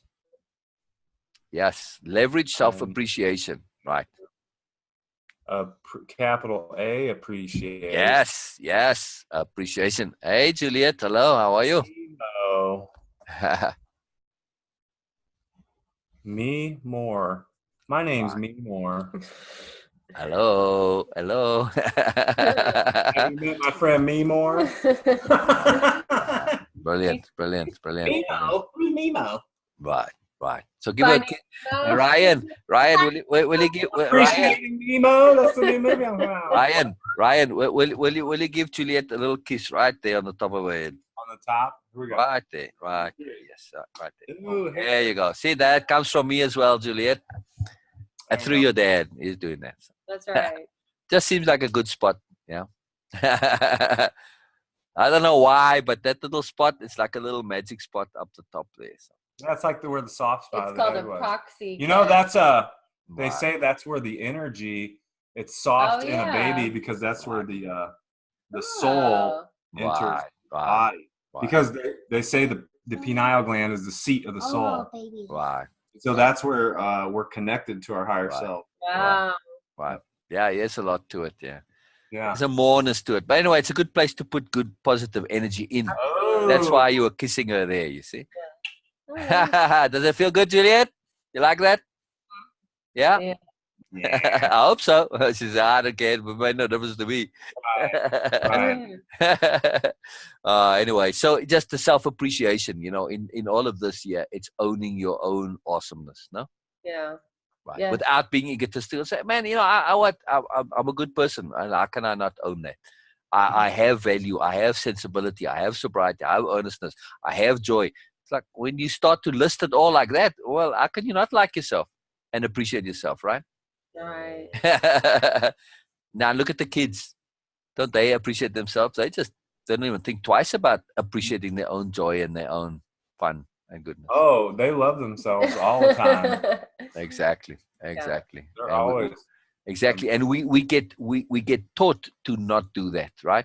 And that's in order to learn, we first have to unlearn, unfortunately. Yeah. It's a profound thing. And so when we realize that unlearning, it's one of the things we have to unlearn is this self-deprecation and thinking of ourselves as bad and as sinners and all that crap. No, we're not sinners. We're awesome. Right.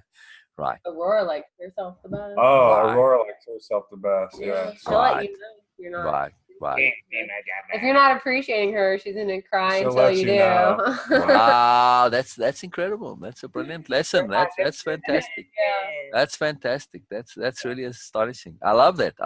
That's really cool. That's really awesome. Yeah, Aurora is really different. It's pretty. All your kids are something else, man. Something else. I would say one thing. Right. No, I just wanted to say in terms of your kids, the oldest one, and I don't want to mention the name here because I would say the oldest one at this point in time merits particular special attention. Extra, above normal. Okay. He Yeah. needs. Right. Extra special attention. And extra time. Right. More than you would like. You might be even-handed with the kids Yeah. in terms of attention. But when it comes to him specifically, right now, it's at a very delicate stage. And I can go into a whole long explanation, but I would say that if you pay attention to what I'm saying and look at it in that context, you'll see that there's a necessity for that extra attention for him to consolidate where he's at, right? And that attention, and that attention is specifically so that you can maintain the connectivity, right? Because otherwise you could kind of lose him on his own path if he doesn't feel a part of you. So you're giving him extra attention to keep him within the collective, to let him know that, hey, yes, you're starting to be individual, but that doesn't mean that you're not part of the family. That doesn't mean we don't care, because that's a very easy mistaken assumption to make. Isolated. Yeah, right, exactly. So I see that sensitivity to where the path goes, to just give that confirmation of, hey, you know what, you are like really important. You are like you are part of the family. You know, and because look, the baby's going to get a lot of attention. The younger always so you have to say no. You have to shift that balance a little bit so that it doesn't become distorted. I did. I noticed, you know, in the past year, he's wanted to spend more time with me. Yeah. So the shift now, the little kids get attention because they're little. So he needs to be brought into the thing more as like, you know, now you part of us as a kind of you growing up, you know what I mean? To be a part of the community of adultness. Yeah, he's asking about like riding in the front seat, you know, doing big exactly. So in other words, right, when he looks at you right now, up until this time, you've been the two of you as parents, and then there's been the kids, right? Right. But that's what I'm saying. That special attention now is to make the shift to say, wait a second, you know what? You now are part of the two of us as grown up, as older. You see what I mean? You're no longer in that, to make that shift. So in other words, that he doesn't feel like a kid on the outside, like this nowhere land stuff, that he's now a part of the two of you little grouping, which is the adults. You see? So now it becomes the three of you and the three of you and the two kids. Right. I get it. You see what I mean? He gets included into that group, the three of you and then the two kids. Good advice. Yeah. Yeah, I appreciate very, very powerful. that. Because, you know, I do see that in him there, that the potentiality of the way things go. And, you know, it's a peculiar skill. I have the skill of extrapolation, and I'm applying it in this case. So like I'm saying, I'm not saying this. I very seldom give opinion advice like this. Truly, I'm very, very cautious of it. And I will only do so when I'm really very confident about it. And secondly, when it's something that's very important. And it's not that there is any problem at all. I'm doing this as a preemptive thing because I see a possibility of things going that way just through the natural course of events. So you want to make him feel included in the two of you so that he does always have that connectivity of inclusion. Because otherwise, from that particular age where you become self-aware that you're independent, it's very easy to develop that idea of I'm different and therefore isolated and separate and I'm not connected anymore and all that stuff that comes with it. So cause problems. Yeah. Oh yeah. So he needs to be part of that. You understand what I mean when I explain it, when saying when you make him part of the two of you, and now it becomes the three of you. And you know, he starts to take on, you don't want to overburden him with responsibility, but you know what? He's coming from an adult position and he helps with the kids and all this stuff, which he probably does automatically. But if he's doing it as part of the two of you, you know, now you become a threesome. That's a whole different idea. You know what I mean? Yeah. That's profoundly transformative. And now from you probably understand from your own self, you know, if you think back to yourself, if you have that inclusivity with your parents, and that's a profound appreciation of him as a person, right? Because that's what you're saying. He's no longer a kid. You're saying, hey, wait a second, I'm recognizing you as a person. My parents do right that. now, and that's the point. So you don't get to like be excluded because you're now different. No, I'm including you as a person. I'm recognizing your personness, because he's at that very early stage where the personness is starting to come out. Yeah, Right. I agree. Well, thank you. Oh, pleasure. I love it. That's his heart, and I appreciate you saying that because Yeah. I want him to feel. I that agree. way. I agree with that. Yeah. Right. So again, you know, like when I do give an opinion like this, which is an opinion, I will make sure that you understand it is an opinion, and you know, you have to take it and look at it. But you know, that's it's just, like I said, it's my opinion, and I'll share it because you know I share it as just because, you know, as far as I'm concerned, part of the family, so I can't not share it. You know what I mean? So well, thank you. right. But again, you know, I'm just cautious on it. So take it for what it is, which is opinion. That's it. You know, nothing more. When you know. When it comes to things like the course, then I have a different way of saying things. But on this stuff, which is your personal deals and all that, that's purely opinion, you know. But then again, everything is course, isn't it? Well, you know what? Everything is course. Right now, we welcome your opinion because we don't really have family that gives us advice, like at all. Right. So don't think of it as advice. Think of it as we don't have any guy. We don't have anyone giving us guidance. Right. We have zero people. Right. But don't even think of it that way. Simply think of it as a different perspective on things. Okay. That's my skill, is providing perspective. I'm just saying. You know, that I can you can ask me anything and I can always guarantee I'll be able to give you a perspective. I'll say this: both our moms died young, Right. so we lost that advice and that perspective. Right. Mhm. And our fathers were very distant and And disconnected. still are. Still Wow, are. wow. We didn't have any other family. Right. Literally, we've had to do this all on our own. Yeah. We've had no family to give us advice. Nothing. Ryan, I hear you profoundly, and Olivia will tell you the same thing. As far as we're concerned, we're just children. You know, we're children of the universe, yes, but we are children. Right. Now, I understand that because it's the way we are as well. Doesn't mean that just because I'm a child and I have deliberately, specifically, and Olivia also, we've deliberately and consciously made the effort always to hold on to our innocence, right? We've done this consciously and deliberately, right?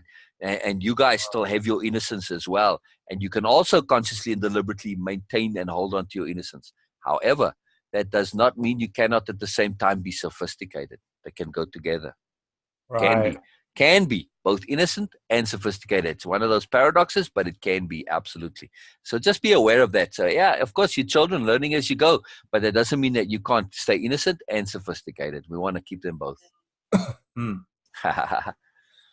But yeah, you know, I think that with Pierce, when you connect to him on that level, you're going to see this profound shift on him, and there's going to be a very different level of intimacy of connection. Very different level of intimacy of connection. Okay. Yeah, pretty awesome. Yeah. I mean, he's More a fun time. he's very sensitive to a lot of stuff, right? Oh yes, extremely. Right, Yeah. right. So understand that too. That I suspect that possibly it would be very easy to overlook the depth, the range, and the sophistication of that sensitivity. We tend to assume kids know less than they do. I knew way more than what anybody ever thought I knew as a kid, and the same with Olivia. And I'll bet you the same thing for you guys. That people always thought you knew less than you knew.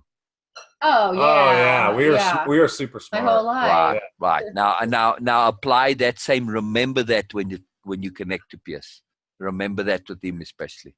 That's weird. He knows more than what he can articulate. The more that he can express.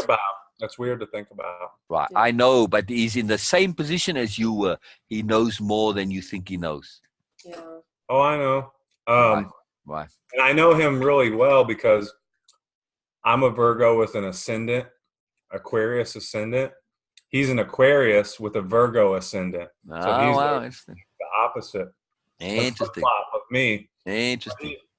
The way he processes and thinks. And Oh yeah. Right. It's a lot like me.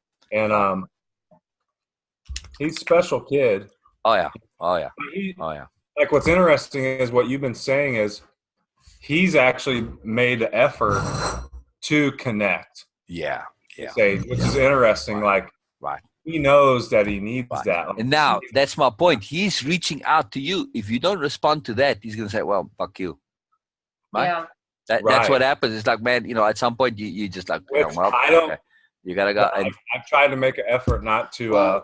Yeah, we have not to reject it. Yeah, we've definitely, but we need to continue. That's why I asked you to ask them that question about how they love and how they understand love to be, because that's a very profound thing. If they understand that love is, you know, the fullness, like really get into explaining love to them, it allows for that connectivity and appreciation and all of that intimacy of connectivity, which you want to establish this new bond with a new person, not the love that you have for children. It's a different thing. To love somebody for their own selfness, for this new self that's emerging, that's a whole different type of a love, right? And if you don't respect and love that person, then they're just going to give you the finger and say, well, you know, you don't know me, you don't care about me and all that, you know. So that's very profound in that sense, very deep, yeah. And also, you know, obviously too, that there's that ability to ask questions, to explore, you know, all of that. And the same way as you discuss things, you want to have that same level of discussion with him, you know, where it's that openness, that fluidity, that flexibility to figure out stuff. But it's just a shift of conception to that. Hey, you know what? This is no longer a kid here anymore. Yeah. Oh no, he's been asking me some deep questions lately. The key point though it's the cueing involved. Yeah. To make that shift where your perception of him, he can clearly see, oh, I'm now being looked at differently. I'm no longer being looked at as a kid. In other words, the cueing to say, I'm looking at you now as sophisticated, as smart, as sensitive, as intelligent, as thoughtful, as earnest, as sober, as artistic, as creative. All of these things, you're cueing that in him. And when he starts to see that, oh my God, that's going to be a whole profound shift, no?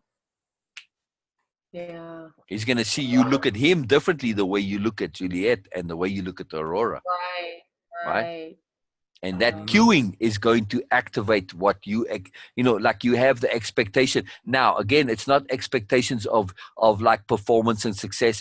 It's an expectation of freedom, of possibility. To say, you know what, I expect that I just see all this, and you can choose whichever way you want. And I see you as basically as a sophisticated, awesome person. End of story. In which particular way you want to go, that's up to you. Right. So the same way you look at Janelle, and Janelle looks at Ryan, you're going to start looking at Pierce in that same way, you know? Right. Yeah, it's very profound, you know. But at that age, I just noticed it in him particularly, and I saw it the other day as well, that it was that potential hint of maybe going to disconnectivity if this is not something that's paid particular attention to. That's all I saw. So, you know, I'm just being cautious. You know, in stuff like this, I don't know, man. My heart gets really squeezed in a big way, you know. So, you know what it is? Part of it, my grandma, their great grandma, bought them these iPads, wow. tablets for Christmas a couple of years ago, and we never had a TV or let them get on phones or do any of that for a long period of time. Oh, wow. Brilliant. Yeah, we didn't watch TV for Right. a while. You know, we just kind of disconnected for a while. Right. But Right. ever since she bought those for them, more and more and more, they've been spending more and more time on them. Right. They get addicted. They get addicted, and then we allow it for whatever reason, and because it's easy, or I guess. Right. It's convenient. Yeah. Right. It's convenient, and I think it's becoming like a problem. Yeah.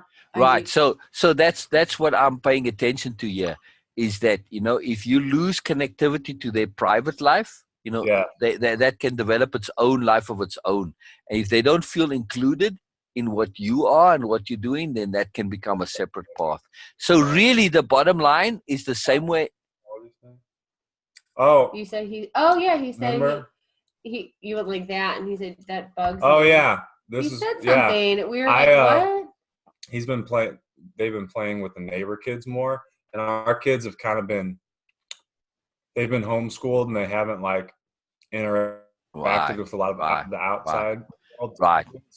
But they've been playing with these neighbor kids a lot lately, which, you know, I don't know the morals of their parents really, and right. You know, they have different values, and they teach them different things. So, yeah, I was like tapping Pierce on the shoulder, just playing with him, like trying to get his attention, like, hey. What did he say? He said that bugs me. Yeah, he said I was annoying him. Or annoying, yeah. He said I was. But just the way he said it, we're like, he's never said anything like that before. Right, but that's important because, you know, it's establishing independence of being and all of that. So really the bottom line is, in the same way as what we just did was about self-appreciation, you have to share your appreciation of him. Yeah, we do. That's it. Right. But let him know it very consciously and specifically. You know what I mean? Like clearly and deliberately. You know, so yeah, it's pretty awesome. Yeah. Well, thank you. Yeah. Oh, anytime, man. You know. You know, when people feel appreciated, it really changes the whole big deal. And, you know, again, you have to appreciate the things that he's going through, and his independence and all of this, and the fact that he's more aware than what you realize. That he's always going to be that way. It's very hard to perceive that. The same way as you are more aware, right? Yeah. Mm-hmm. Right. And also, I would say, you know, if I had kids, I would make them very clearly aware of one thing. I'm saying, man, you know what? I want you to be more than me. Yeah. We do let them know that. Yeah. Yep. Right. You know, you're here to learn from me and through me, and I'm here to learn from you. But end of the day, you know, since you coming after me, you gotta go more than me, you know. And all our kids know they're different. They Right. do. Right, and then I would make a point like personally, I would also homeschool kids if I had them, but I also would school them on how to interact with other children, to not believe everything they hear from other kids. That to me is the worst thing, man. You know, I see people suffer through their whole lives from shit that they heard from other kids. So man, say, Yeah. hey, you got to warn them ahead of this that kids talk the biggest load of nonsense, and you can't believe what they say. You have to take it under the, you know, you have to be discerning. You have to think about it. You have to come and check it because they just you'll hear all sorts of nonsense. You know, especially older kids, and they'll tell you rubbish on purpose. So you have to be very cautious of that. You know, that kind of stuff, you know, it's like, man, there's a whole way to interact with other kids. Personally, I would never let my kids interact with other kids where I'm not in earshot. Never. I want to hear what those other kids are saying. I see too many lives ruined by shit that people heard from other kids. It's a big deal. Very big deal. I think there's, well, Janelle, she's had some not good feelings about certain kids Yeah. that have came over lately. We have a trampoline, so the kids all right. over to jump on it because we're the only ones in the neighborhood with one. Right. Yeah. There's some kids that probably shouldn't be hanging out with our kids, but it's hard. It's like we've never dealt with this situation, and it's like, what do you tell a kid? Like here's my position. Like I look at the kid like, okay, they don't have a dad at home, so they don't have a male role model. Right. And their mom, she's a bitch, you know. Right. I mean, so like, you want them to be able to like, not be in that environment. You know what I mean? Right. So the way out of this, Ryan, is to leverage what we do. Let's put it from the way of impeccability. Let's bring this in and apply it here. So what we want to do is we can say that, hey, you know what? There's no such thing as a situation that's inherently negative. Any situation can be a teaching opportunity.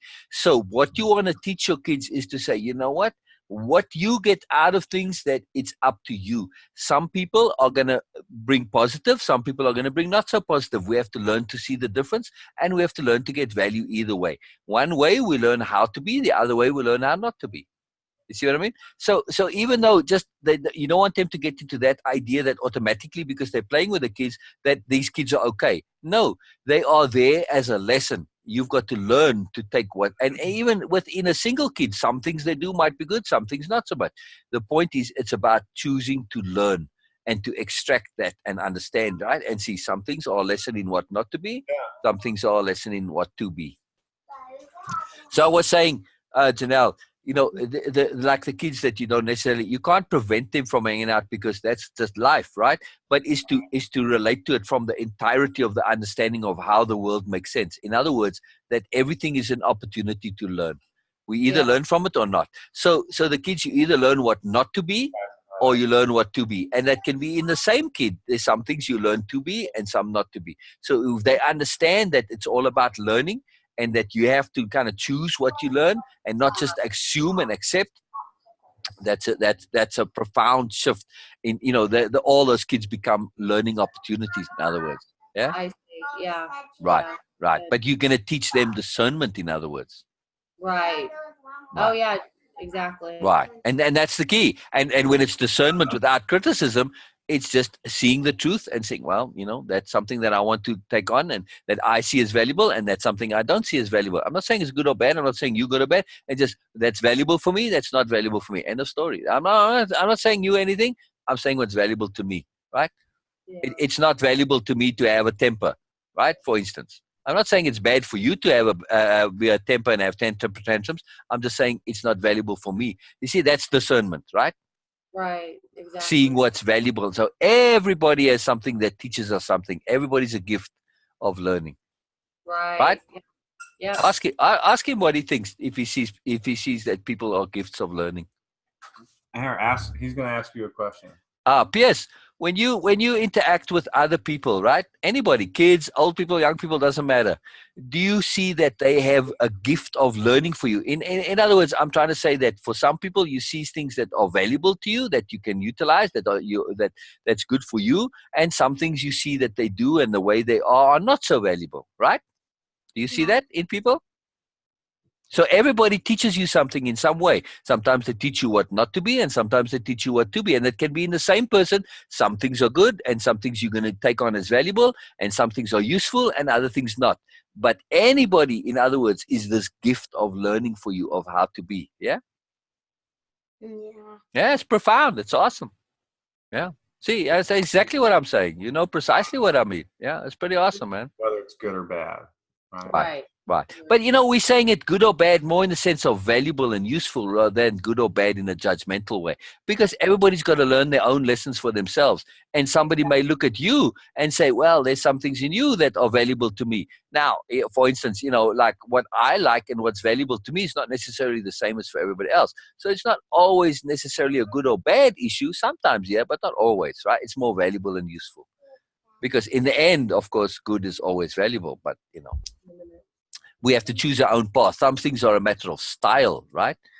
Like my beard, that whatever, your beard, that's a matter of style. It's not good or bad. It's just personal preference, Right. So you can look at the beard and say, well, that's valuable to me or not.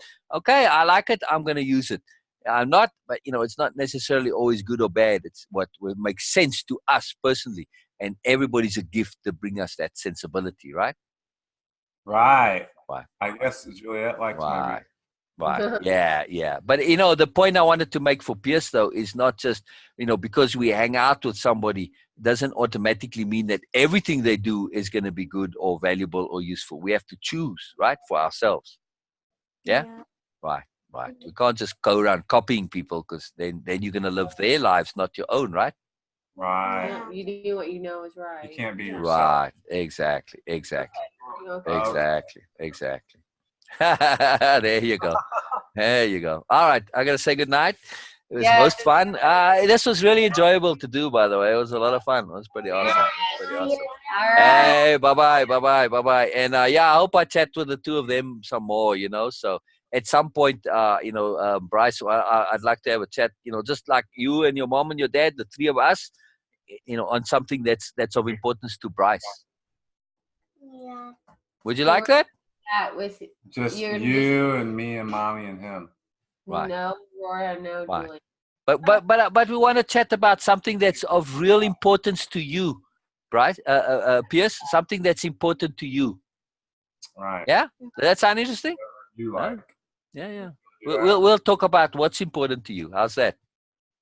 Yeah, we'll talk about what you like. Yeah. Right. What's important to Bryce? Pierce. Cheers. Yeah. I don't know why I say Bryce. I don't know. I get the names mixed up sometimes. So maybe Bryce. See, I go again. Pierce. Maybe until that time, think about what's like really important to you, and then we'll chat about that. Okay. It'll be fun, man. It's really cool. It's nice when we talk about things that are important to us. It's a lot of fun. It's really fun. It's really nice. So yeah. I mean, I'll be very keen to hear that. I really would like to hear that. And I'll bet you anything, Ryan and Janelle are going to also want to hear what's important to you. Oh, yeah. I want to know. Better think of what. Roller skating. Yeah. Is that important? That's our new thing, roller skating. Yeah. Oh, I suspect there's other things that are even more important than that. I know. Right. Do you don't want to cue them? I want to. Yeah. Pierce said there's a lot more. Yeah, thank you very much. Yes, I would agree. I would suspect exactly so. Yeah. Right. I guess Right. Brilliant, man. Brilliant. Yeah, it's going to be fascinating to hear that because Ryan, did you see the queuing of your suggestion and how that queuing just like it went nowhere? Oh. Yeah. No, What you suggested as important? In other words, it was kind of a queuing.